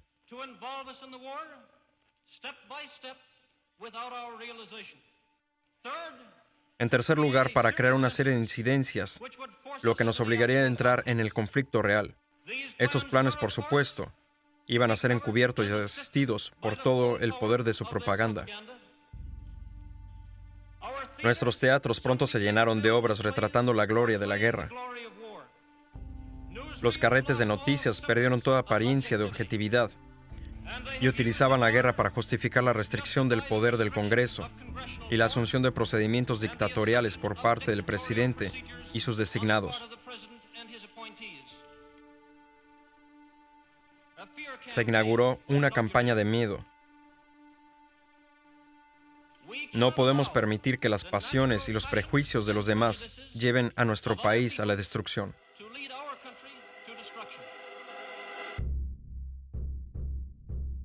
Parte 3. No le hagas caso a los hombres detrás de la cortina. Detrás del trono de cada gobierno ostensible se sienta un gobierno invisible sin lealtad y asumiendo ninguna responsabilidad por las personas. Theodore Roosevelt. La verdadera amenaza de nuestra república es el gobierno invisible, la pequeña camarilla de poderosos banqueros internacionales que dirige el gobierno de los Estados Unidos para realizar sus propios fines egoístas. John F. Keyland. La verdad es que un elemento financiero es dueño del gobierno desde los días de Andrew Jackson. Franklin D. Roosevelt. En 1975 comenzó la Guerra de Independencia de los Estados Unidos. Fue cuando las colonias americanas buscaron liberarse de Inglaterra y de su monarquía opresiva, aunque hubo muchas razones por la revolución. Una en particular sobresale como la causa primordial. El rey George III de Inglaterra prohibió la moneda sin interés, independientemente que las colonias estaban produciendo y usando, forzándolos a pedir dinero del Banco Central inglés con interés, inmediatamente poniendo a las colonias en deuda. Y como luego escribió Benjamin Franklin, la negativa del rey George III de permitir a las colonias operar un sistema monetario honesto que liberaría al hombre ordinario de las palancas de los manipuladores de dinero fue probablemente la causa primordial de la revolución. En 1983, América ganó su independencia de Inglaterra. Sin embargo, su batalla en contra del concepto de Banco Central y de los hombres corruptos y llenos de avaricia había apenas comenzado. ¿Qué es un banco central? Un banco central es una institución que produce la moneda de una nación entera. Basados en precedente histórico, existen dos poderes específicamente intrínsecos en la práctica del Banco Central: el control de las tasas de interés y el control del suministro de dinero, es decir, inflación. El Banco Central provee el dinero a la economía de un gobierno y se lo presta con interés. Entonces, aumentando o disminuyendo el suministro de dinero, el Banco Central regula el valor de la moneda emitida. Es crucial entender que la estructura entera de este sistema puede llevar a una sola cosa a largo plazo: deuda. No se necesita demasiado ingenio para entender esta estafa. Cada dólar producido por el Banco Central es prestado con interés. Esto significa que cada dólar producido es realmente un dólar más por cierto porcentaje de deuda. Y como el Banco Central tiene un monopolio sobre la producción de la moneda del país, prestando cada dólar con deuda inmediata asociada a él, ¿de dónde sale el dinero para pagar esta deuda? solo puede venir nuevamente del Banco Central, lo que significa que el Banco Central tiene que incrementar constantemente su suministro de dinero para cubrir la deuda pendiente. Y puesto que ese nuevo dinero es también prestado con interés, genera más deuda. El resultado de este sistema sin fallas es esclavitud, ya que es imposible para el gobierno y por tanto para los ciudadanos salir algún día de esta deuda autogenerada. Creo que las instituciones bancarias son más peligrosas que un ejército. Si el pueblo americano permite a los bancos privados controlar la moneda, los bancos y las corporaciones crecerán alrededor de ellos, privarán al pueblo de su propiedad, hasta que sus hijos despierten sin casa en el continente que sus padres conquistaron. Thomas Jefferson. Si quieren seguir siendo esclavos de los banqueros y pagar su propia esclavitud, déjenles continuar creando dinero y controlando el crédito de la nación. Sir Joseph Stamp.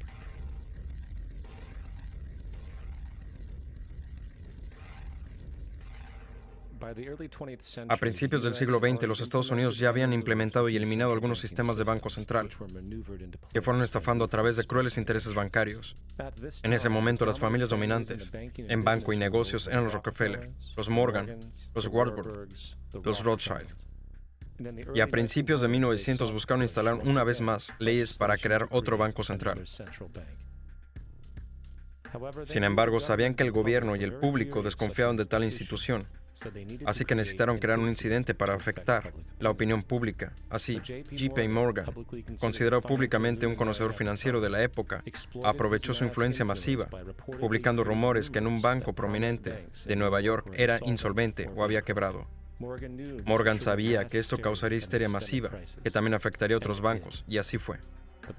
El público, temiendo perder sus depósitos, comenzó masivamente a retirar su dinero. Consecuentemente, los bancos fueron forzados a reclamar sus préstamos, obligando a los endeudados a vender sus productos, y así comenzó una espiral de quiebras, reposiciones y desorden. Poniendo las piezas en orden, unos años más tarde, el miembro del Congreso, Charles Lindbergh, dijo que en 1907 los banqueros principales pusieron en marcha un proyecto de gran escala. Habían apostado y especulado en Wall Street hasta fabricarse miles y miles de acciones y bonos inflados. Los banqueros conocían la situación y avisaron a sus amigos de lo que estaba por venir. Entonces hubo un pánico en otoño de 1907 que se anunciaría como el resultado de nuestras malas leyes bancarias y monetarias. El pánico de 1907 tuvo una investigación parlamentaria dirigida por el senador Nelson Aldrich, quien tenía lazos íntimos con los carteles bancarios y luego formó parte de la familia Rockefeller por casamiento. La comisión dirigida por Aldrich aconsejó que debería implementarse un banco central para evitar que un pánico como el de 1907 volviera a suceder. Esta fue la chispa que los banqueros internacionales necesitaban para iniciar su plan. En 1910 hubo una reunión secreta en la propiedad de J.P. Morgan en Jekyll Island, en las costas de Georgia. Fue ahí donde se escribió la ley del Banco Central llamada Acta de Reserva Federal. Esta legislación fue escrita por banqueros, no legisladores. Esta reunión fue tan secreta, tan oculta al conocimiento del gobierno o el público, que las 10 personas que formaron parte camuflajaron sus nombres cuando salieron de la isla. Después que esta ley fue elaborada, fue entregada a su figura política, el senador Nelson Aldrich, para introducirla en el Congreso. Y en 1913, con fuerte patrocinio político de parte de los banqueros, Woodrow Wilson fue presidente, habiendo ya aceptado firmar la Ley de Reserva Federal a cambio de apoyo en su campaña. Y 2 días antes de Navidad, cuando la mayor parte del Congreso estaba en casa con sus familias, la Ley de Reserva Federal se aprobó. Wilson, a su vez, lo hizo ley. La noche antes de aprobar el proyecto de ley, miembro del Congreso Charles Lindbergh declaró: "Esta ley establece el fondo fiduciario más grande del mundo. Una vez aprobada la ley por el presidente, el gobierno invisible de los banqueros será legalizado". Al público se le dijo que el sistema de reserva federal era un estabilizador económico y que tanto la inflación como las crisis económicas eran cosa del pasado, como muestra la historia, nada más lejos de la verdad. El hecho es que los banqueros internacionales ahora tienen una máquina ajustada para perseguir sus propias ambiciones. Por ejemplo, de 1914 a 1919, la Reserva Federal o la Fed fue incrementando el suministro de dinero a casi un 100%, lo que se tradujo en grandes préstamos a los bancos pequeños. Así, en 1920, la Reserva retiró porcentajes masivos del suministro de dinero, forzando a los bancos menores a cancelar una enorme cantidad de préstamos. Y como en 1907 hubo corridas bancarias y quiebras y el subsiguiente colapso, más de 5.400 bancos competitivos fuera de la Fed colapsaron, consolidando todavía más el monopolio de un grupo pequeño de banqueros internacionales. Al tanto de este crimen, el congresista Lidenberg dijo en 1921, bajo la ley de la Fed, los pánicos son creados científicamente. El pánico actual es el primero creado científicamente y funcionó como calculamos en una ecuación matemática. Sin embargo, el pánico de 1920 fue solo un comienzo. En 1921 a 1929, la Fed otra vez incrementó su suministro de dinero, otra vez resultando en grandes préstamos al público y los bancos. Había otro nuevo tipo de préstamo llamado préstamo margen en el mercado bursátil. Muy simple, un préstamo margen le permitía al inversor pagar solo el 10% del precio de un título, con el otro 90% siendo prestado a través del corredor de bolsa. En otras palabras, una persona podía tener $1,000 en títulos solo pagando $100. Este método era muy popular en los 20s, cuando todo el mundo parecía estar haciendo dinero en la bolsa. Sin embargo, este préstamo tenía una trampa. Podía ser pedido en cualquier momento y debía ser pagado en 24 horas. Esto se llamaba un pedido marginal, y el resultado típico de un pedido marginal es la venta del stock, comprando con el préstamo. Entonces, unos meses antes de octubre de 1929, J.D. Rockefeller y Bernard Barak y otros conocedores silenciosamente se retiraron de la bolsa y el 24 de octubre de 1929, los financieros de Nueva York, quienes entregaron los préstamos marginales, empezaron a pedirlos en masa.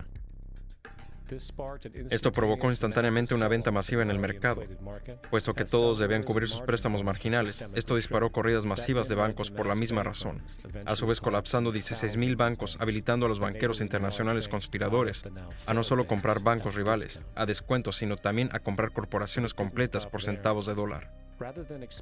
Fue el robo más grande de la historia americana. Pero eso no se detuvo ahí. En lugar de expandir el suministro de dinero para recuperar este colapso económico, la Fed en realidad lo redujo, alimentando una de las más grandes depresiones de la historia. Desilusionado, el congresista Louis McFadden, un viejo oponente del cártel bancario, comenzó a traer procedimientos de destitución contra la Junta de la Reserva Federal, declarando lo siguiente: Señor presidente, tenemos en este país una de las instituciones más corruptas que el mundo haya conocido. Me refiero a la Junta de la Reserva Federal y a sus bancos. Esta malvada institución ha empobrecido y arruinado al pueblo estadounidense, prácticamente llevando a nuestro gobierno a la bancarrota. Lo ha hecho por los defectos de la ley bajo la cual opera, por la mala administración de esa ley por parte de la Junta de la Reserva Federal y por las prácticas corruptas de los buitres adinerados que la controlan. Una vez reducido el pueblo a la miseria, los banqueros de la Fed decidieron que el patrón oro debería ser eliminado. Para conseguir esto necesitaban quedarse con el oro remanente en el sistema, así que bajo la pretensión de ayudar a ponerle fin a la depresión, se puso en marcha en 1933 la recuperación del oro. Bajo pena de cárcel de 10 años, todos los estadounidenses fueron exhortados a entregar todo el oro al Departamento de Tesoro, esencialmente robando a la gente de la poca riqueza que les quedaba. A fines de 1933, el patrón oro fue abolido. Si miras un billete de dólar antes de 1933, dice que es convertible en oro.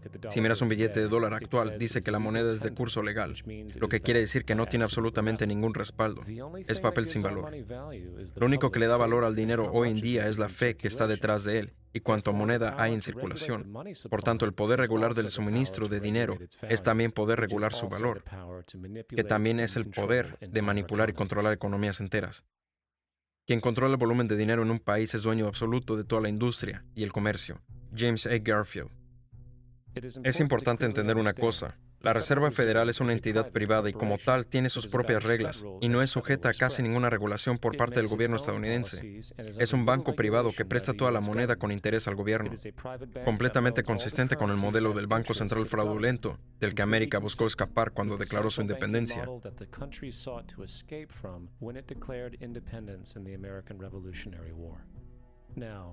Volviendo a 1913, la ley de la Reserva Federal no fue la única ley anticonstitucional que llegó al Congreso.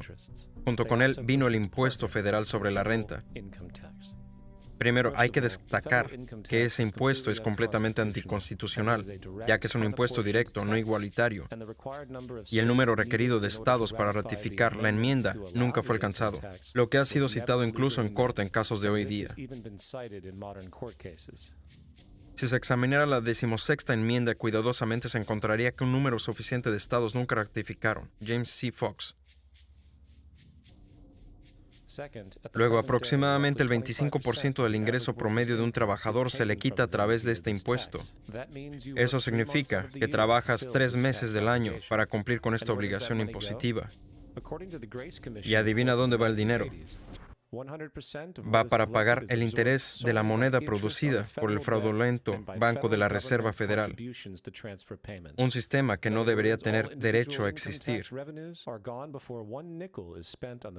El dinero que haces trabajando 3 meses del año va literalmente a los bolsillos de los banqueros internacionales, dueños del banco privado de la Reserva Federal. Y por último, aún con la afirmación fraudulenta del gobierno sobre la legalidad del impuesto sobre la renta, no hay literalmente ninguna ley en existencia que te obligue a pagar este impuesto. There is still evidently no statute, no law in existence that requires you to pay this tax. Realmente esperaba que por supuesto hubiera una ley que pudiera señalar en el Código de Leyes que requiera que presentes el retorno del impuesto. Estuve en un punto donde no pude encontrar la ley que claramente haga a una persona culpable, así que no tuve más remedio que renunciar.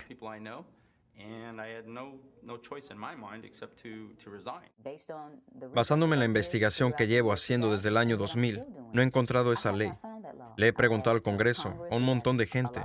Le he preguntado a ayudantes del comisionado del IRS y no pueden contestarme, porque si contestan, el pueblo americano va a saber que todo esto es un fraude. No he presentado mi declaración de renta desde que renuncié. No he hecho ninguna declaración sobre ingresos desde 1999. Pero el control de la economía y el robo perpetuo de riqueza es solo una cara de la moneda que los banqueros tienen en sus manos. La otra herramienta para incrementar ganancias y control es la guerra. Desde el origen de la Reserva Federal de 1913, un número de grandes y pequeñas guerras han comenzado. Las 3 más profundas fueron la Primera Guerra Mundial, la Segunda Guerra Mundial y la Guerra de Vietnam. La Primera Guerra Mundial en 1914.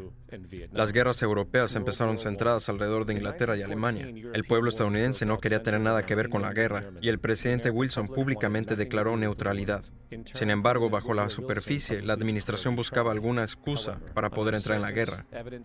Es importante entender que la cosa más lucrativa que puede ocurrirles a los banqueros internacionales es la guerra, ya que obliga a un país a pedir aún más dinero del Banco de la Reserva Federal con interés, por no hablar de las ganancias generadas por el financiamiento de la industria bélica. En las palabras del congresista Smedley D. Butler, la guerra es un fraude, siempre lo ha sido. Es posiblemente el más antiguo de todos, el más rentable y seguramente el más vicioso. Es el único de alcance internacional y el único donde las ganancias se contabilizan en dólares y las pérdidas en vidas.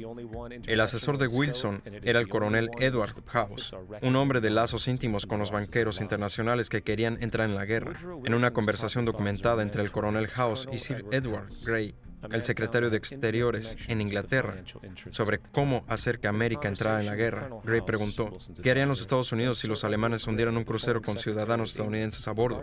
A lo que House respondió, creo que una ola de indignación se expandiría por todo el país y eso sería suficiente para llevarnos a la guerra. Así el 7 de mayo de 1915, bajo esencialmente sugerencia de Sir Edward Grey, un barco llamado el Lusitania fue enviado intencionalmente a aguas controladas por Alemania, donde se sabía había barcos militares alemanes. Y como es de esperarse, barcos alemanes bombardearon el crucero, haciendo explotar municiones almacenadas, matando a 1.200 personas. Para entender mejor la naturaleza intencional de esta conspiración, la embajada alemana de hecho, colocó avisos en el New York Times, advirtiendo a la gente que si abordaban el Lusitania, lo hicieran bajo su propio riesgo, ya que el barco estaría atravesando la zona de guerra, siendo por tanto propenso a ser destruido. Como fue anticipado, el hundimiento de Lusitania causó una ola de ira en la población estadounidense, y América se unió a la guerra poco después. Smedley D. Butler resume la realidad monetaria de la Primera Guerra Mundial de la siguiente manera. Mirando hacia atrás, Woodrow Wilson fue reelegido presidente en 1916 en una plataforma de mantenernos fuera de la guerra. Sin embargo, 5 meses después pidió al Congreso que declarara la guerra a Alemania. En ese intervalo de 5 meses, a la gente no se le había preguntado si había cambiado de opinión, ni se les preguntó a los 4 millones de jóvenes que se pusieron uniformes y marcharon a pie o navegaron en barcos si querían salir a sufrir y morir. Entonces, ¿qué pasó con nuestro gobierno que cambiara de opinión tan bruscamente? Dinero. La Comisión Aliada llegó poco antes de la declaración de guerra y llamó al presidente. El presidente convocó un grupo de asesores. El jefe de la comisión habló, despojado de su lenguaje diplomático. Esto es lo que le dijo al presidente y a su grupo. No vale la pena seguir engañándonos. La causa de los aliados está perdida. Ahora les debemos a los banqueros, fabricantes, especuladores y exportadores estadounidenses 5 o 6 mil millones de dólares. Si perdemos y sin ayuda de Estados Unidos, perderemos. Inglaterra, Francia e Italia no podrán devolver este dinero y Alemania no lo hará. Los estadísticos, economistas e investigadores han estimado que la guerra generó 16 mil millones en ganancias. Así se hicieron los 21 mil multimillonarios y millonarios.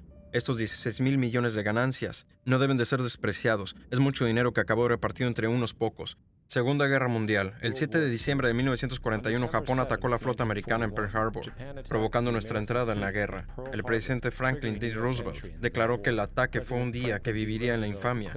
Un día en la infamia, seguramente, pero no por el supuesto ataque sorpresa sobre Pearl Harbor. Luego de 60 años de información saliendo a la superficie, es claro que no solo el ataque sobre Pearl Harbor era conocido semanas antes, fue deseado y provocado. Roosevelt, en cuya familia había sido banqueros desde el siglo XVIII, cuyo tío Frederick estuvo en la Junta de la Reserva Federal original, estaba muy a favor de los intereses de los banqueros internacionales y el interés era entrar en la guerra.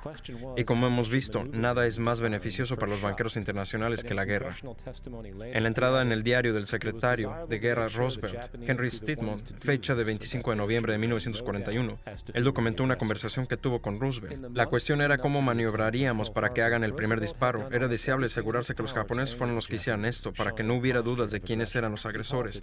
En los meses que precedieron al ataque de Pearl Harbor, Roosevelt hizo todo lo posible para enfadar a los japoneses, mostrando una postura de agresión. Él detuvo todas las importaciones japonesas de petróleo americano, congeló todos los bienes japoneses en los Estados Unidos, hizo públicos préstamos a la China nacionalista y entregó ayuda militar a los británicos, ambos enemigos de Japón en la guerra, que dicho sea de paso va en contra de las reglas de guerra internacionales. Y el 4 de diciembre, 3 días antes del ataque, la inteligencia australiana advirtió a Roosevelt sobre una fuerza de ataque japonés moviéndose hacia Pearl Harbor. Roosevelt la ignoró. Entonces, como fue deseado y permitido, el 7 de diciembre, Japón atacó Pearl Harbor matando 2.400 soldados. Antes de Pearl Harbor, el 83% del público americano no quería tener nada que ver con la guerra. Después de Pearl Harbor, 1 millón de hombres se ofrecieron como voluntarios para la guerra. Cabe destacar que el efecto de la guerra de la Alemania nazi era ampliamente apoyado por dos organizaciones, una de las cuales era llamada E.J. Farben. Esta produjo el 84% de los explosivos alemanes y aún Zyklon B, usando en los campos de concentración para matar a millones. Uno de los socios no conocidos de I.G. Farben fue Standard Oil Company de G. Rockefeller en América. De hecho, la Fuerza Aérea Alemana no podía operar sin un aditivo especial creado por Standard Oil de Rockefeller. El drástico bombardeo alemán a Londres, por ejemplo, fue posible gracias a una venta de $20 millones de combustible de E.J. Farben, de Standard Oil Company de Rockefeller. Este es solo un pequeño ejemplo de cómo empresas americanas solventaron ambos lados de la Segunda Guerra Mundial. Una de las otras organizaciones traidoras que vale la pena nombrar es la Union Banking Corp de New York. No solo financió numerosos aspectos del ascenso al poder de Hitler, junto con materiales reales durante la guerra, era también un banco para lavar dinero nazi. Esto fue eventualmente descubierto por tener millones de dólares de dinero nazi en sus bóvedas. La Union Banking Corporation de New York fue eventualmente requisada por violación de la ley de negocios con el enemigo. Adivina quién fue el director y vicepresidente de la Union Bank en aquel entonces. Prescott Bush, el abuelo de nuestro presidente actual, y por supuesto el padre de nuestro presidente anterior. Tengamos esto bien presente al considerar las disposiciones morales y políticas de la familia Bush. Vietnam. La declaración de guerra de los Estados Unidos a Vietnam del Norte en 1964 tuvo lugar después de un supuesto incidente involucrando barcos destructores americanos siendo atacados por barcos PT de Vietnam del Norte en el Golfo de Tonkin. Esto fue conocido como el incidente del Golfo de Tonkin. Esta única situación fue el pretexto para el despliegue masivo de tropas y guerra completa. Sin embargo, hay un problema. El ataque sobre los destructores americanos por los barcos vietnamitas nunca sucedió. El anterior secretario de Defensa, Robert McNamara, dijo años después que el incidente del Golfo de Tonkin fue un error, mientras que muchos otros conocedores y oficiales han hecho público que fue una farsa preparada, una completa mentira. Una vez más, una guerra. Era como siempre. En octubre de 1966, el presidente Lyndon Johnson levantó restricciones comerciales en el bloque soviético, a sabiendas que los rusos suministraban hasta el 80% de provisiones de guerra a Vietnam. A continuación, los Rockefeller financiaron fábricas en la Unión Soviética, que los rusos usaban para fabricar armas y enviarlas a Vietnam del Norte. Sin embargo, la financiación de ambos lados del conflicto era solo una carta de la moneda. En 1985, las reglas de combate de Vietnam fueron públicas, detallando qué podían y qué no podían hacer las tropas militares en la guerra. Incluían cosas absurdas como que los sistemas de misiles contra aviones no podrían ser bombardeados hasta que se confirmara que fueran completamente funcionales. No se podría perseguir a ningún enemigo una vez que cruzara la frontera de Laos o Camboya. Y lo más revelador de todo, los blancos estratégicos más críticos no podían ser atacados a menos que el ataque fuera iniciado por oficiales de alto rango. A partir de estas ridículas limitaciones impuestas, Vietnam del Norte fue informado sobre las restricciones y así pudo crear estrategias enteras sobre las limitaciones de las fuerzas americanas. Por eso la guerra duró tanto tiempo y el significado es el siguiente.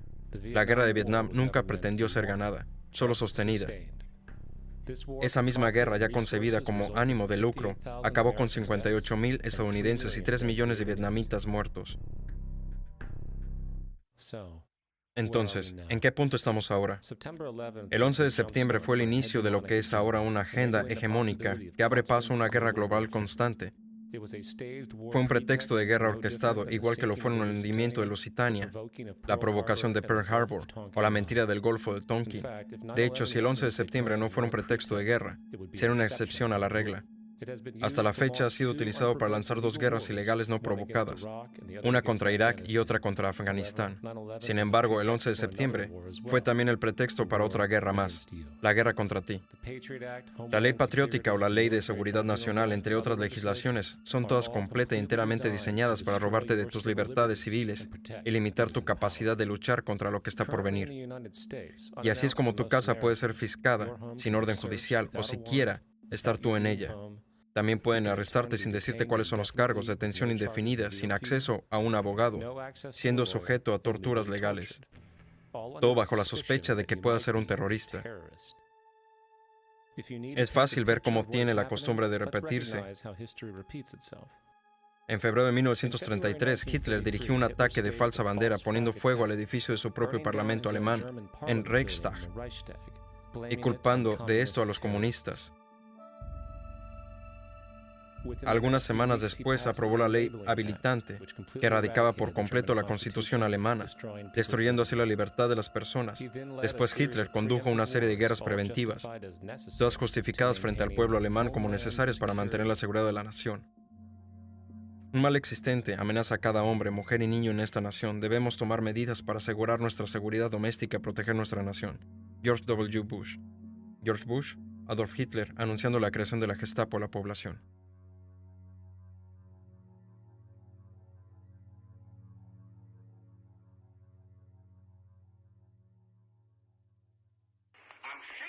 En cuanto al comunismo y sus organizaciones, no deberían obstaculizar las cuestiones.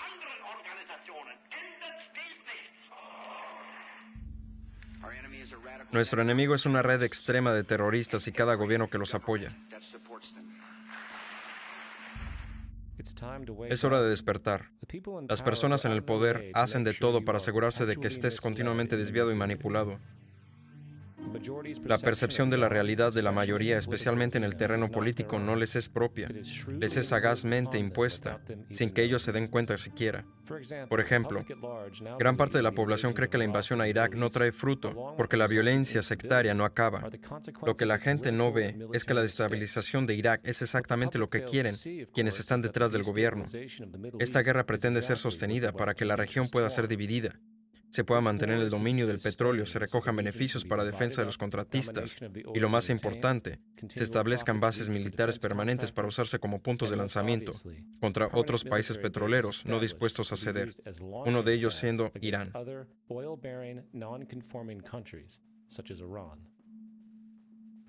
Para ver que la guerra civil y la destabilización es puramente intencional, miremos un caso de 2005, cuando 2 comandos ingleses fueron detenidos por la policía iraquí tras conducir, vestidos de árabes, un vehículo del que disparaban a civiles.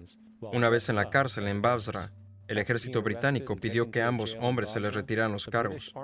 Cuando el gobierno de Basra se negó, tanques ingleses irrumpieron, literalmente sacaron fuera a los 2 hombres de la prisión de Basra. Si quieres dejar una zona hecha pedazos, ¿cómo lo haces? Hay 2 maneras.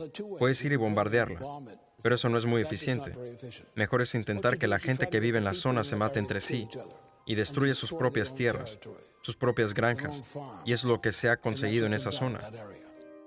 La manera de deshacerse de un oponente es hacerle destruirse a sí mismo, dividiendo sus rangos entre sí.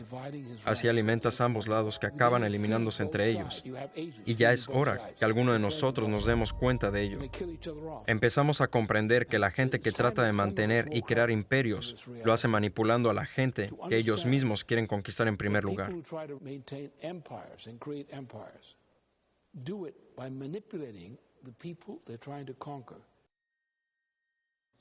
Te estarás preguntando por qué la cultura entera está saturada de medios de entretenimiento por todos lados, mientras que el sistema educativo sigue en su asombrosa decadencia desde que el gobierno decidió hacerse cargo de los subsidios al sistema de educación pública.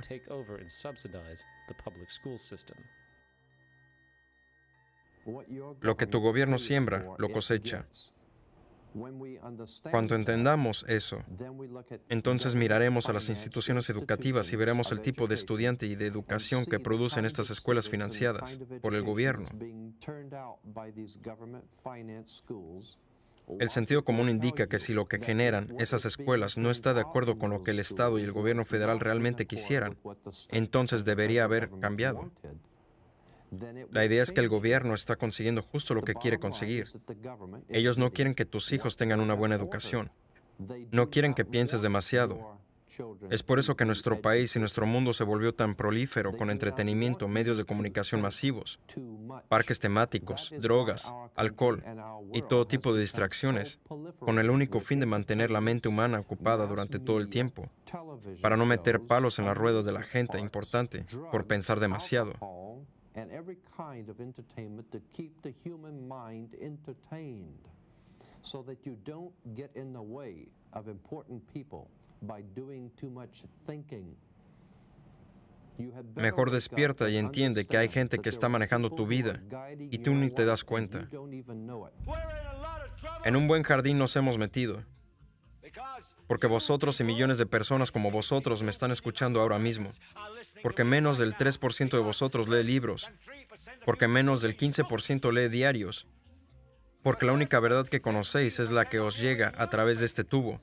Ahora mismo hay una generación entera de personas que nunca conocieron nada que no haya salido por este tubo. Este tubo es evangelio, la última revelación. Este tubo puede hacer o nacer o derrumbar a los presidentes, papas, ministros.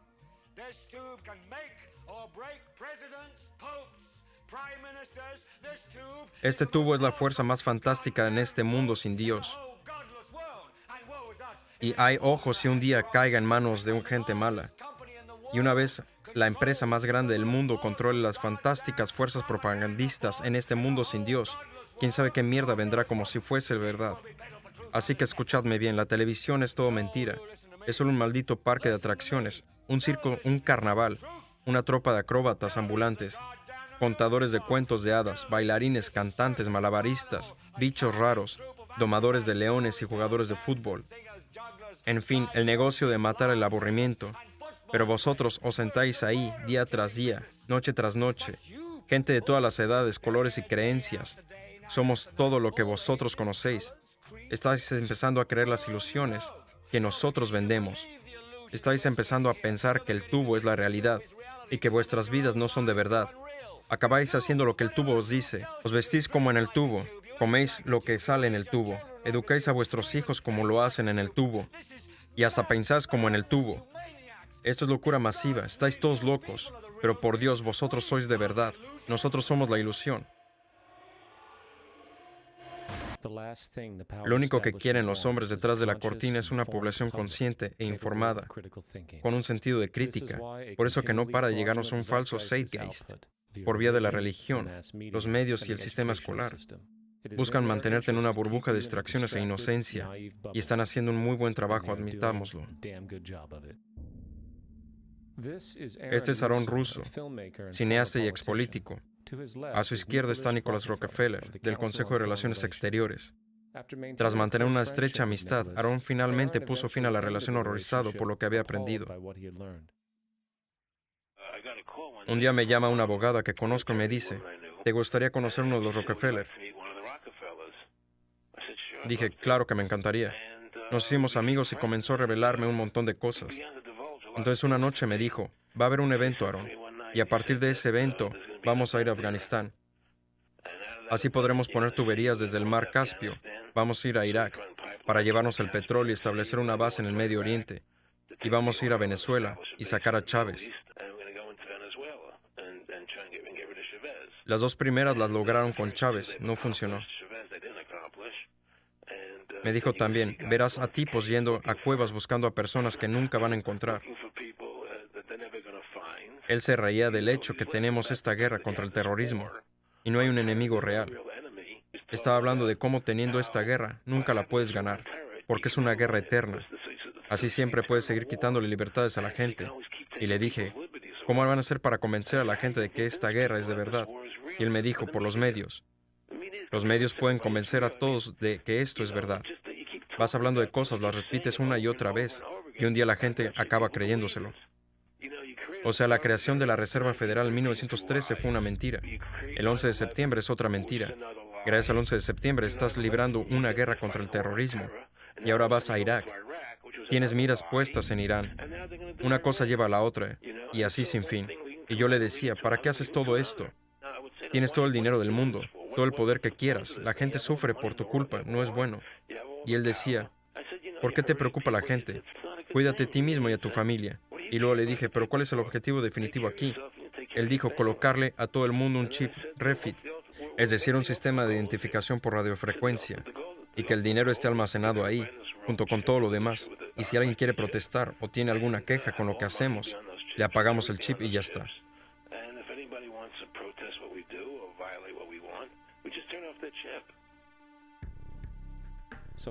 ¿Hasta dónde llegará la conquista del poder? ¿Hasta dónde llegarán los que tienen el poder? ¿Hasta dónde llegarán los que tienen el control para mantener y preservar su posición? Tenemos con nosotros una familia de Florida, que son realmente pioneros en un nuevo mundo valiente. Se han ofrecido para ser los primeros voluntarios en ser implementados con un dispositivo de identificación en sus cuerpos. Después del 11 de septiembre estaba muy preocupado por la seguridad de mi familia. No me importaría tener algo que me identificara implantado en el brazo de una manera permanente. George Orwell, en su famoso y posiblemente profético libro 1984, declara, el poder no es un medio, es un fin. El objeto de la persecución es la persecución. El objeto de la tortura es la tortura. El objeto del poder es el poder. Hoy en día los síntomas de una sociedad de vigilancia siguen creciendo a medida que los temores irracionales a los enemigos invisibles, junto con la creciente inestabilidad económica, se extienden por todo el mundo. Es bajo este disfraz de seguridad que podemos presagiar un mundo donde todos somos rastreados, rodeados de cámaras subordinados. El aspecto más increíble de todo esto, tal totalitarismo probablemente no se impondrá a la gente, sino que la gente lo exigirá, porque la manipulación social de la sociedad, a través de la generación de miedo y división, ha inhibido completamente la cultura. La religión, el patriotismo, la raza, la riqueza, la clase social y cualquier otra forma de identificación arbitraria, separatista, así concebida, ha servido para crear una población controlada, fácilmente maleable en las manos de unos pocos. Dividir y conquistar es el lema, y mientras la gente sigue viéndose como separados de los demás, se prestan a ser esclavizados. Los hombres detrás de la cortina saben esto, y también saben que si la gente se da cuenta de su verdadera relación con la naturaleza y su poder personal, el zeitgeist artificial con el que nos alimentan caerá como un castillo en naipes.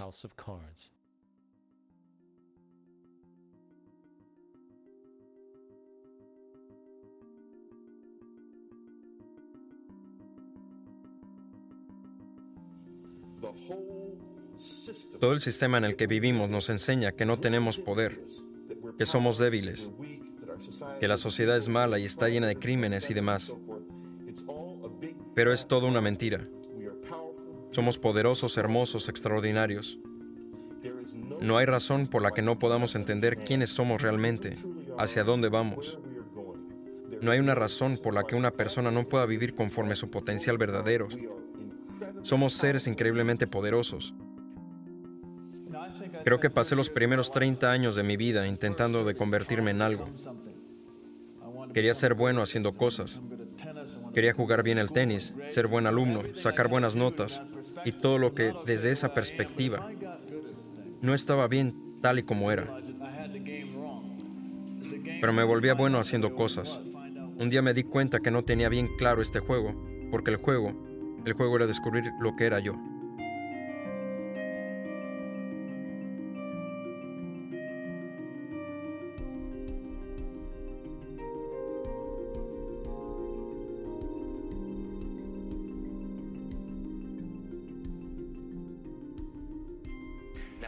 En nuestra cultura hemos sido entrenados para resaltar las diferencias individuales. Así es que miras a cada persona y lo que nos impacta inmediatamente es ella o él siendo más inteligente, más tonta, más vieja, más joven, más rica, más pobre. Y hacemos estas distinciones dimensionales y las ponemos en categorías y así las tratamos. Por tanto, vemos a los demás como separados de nosotros mismos, como seres diferentes. Pero una de las mejores cosas que tiene la vida es estar con otra persona y de repente ver cómo se parece a ti, no cómo se diferencia, y experimentar que lo que te hace, lo que eres, también me hace a mí, lo que soy. El entender de que no hay otro, es todo uno. Yo nací siendo Richard Albert, nací siendo un ser humano. Y todo esto de quién soy, si soy bueno o malo, si llego a ser alguien o no, todo eso se aprende en el camino. Cuando el poder del amor gane al amor del poder, el mundo conocerá la paz. Sri Chinmoy Ghosh.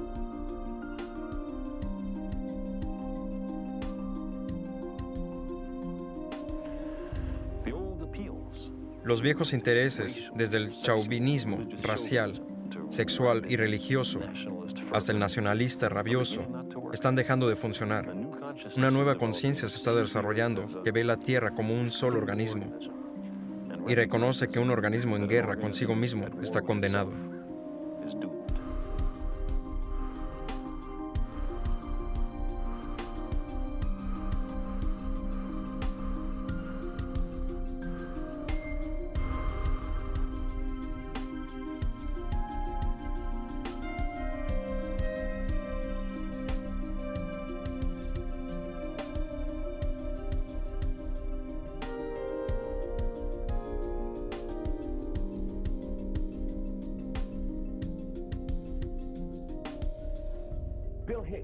Bill Hicks solía terminar sus monólogos con esta frase: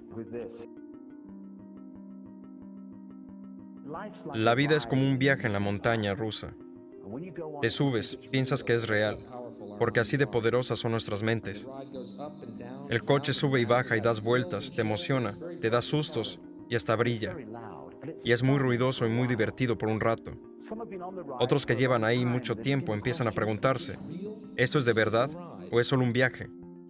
Mientras que otros vuelven a subirse y nos dicen, oye, no te preocupes y no tengas miedo, porque esto es solo un viaje. Y a las personas que nos lo dicen las matamos. Habrá que callarlo, que tengo mucho invertido en este viaje. Haced que se calle. Mira mi ceño fruncido, mi gran cuenta bancaria. Y mi familia tiene que ser real. Pero no, es solo un viaje. Y nosotros matamos a estos tipos buenos que tratan de decírnoslos. ¿Os habéis fijado? Les matamos mientras que los malos se salen con la suya. Pero no importa, porque es solo un viaje y podemos bajarnos cuando queramos. Basta con tomar una decisión, sin esfuerzo, sin trabajo, sin ahorros. Solo una decisión ahora mismo entre miedo y amor.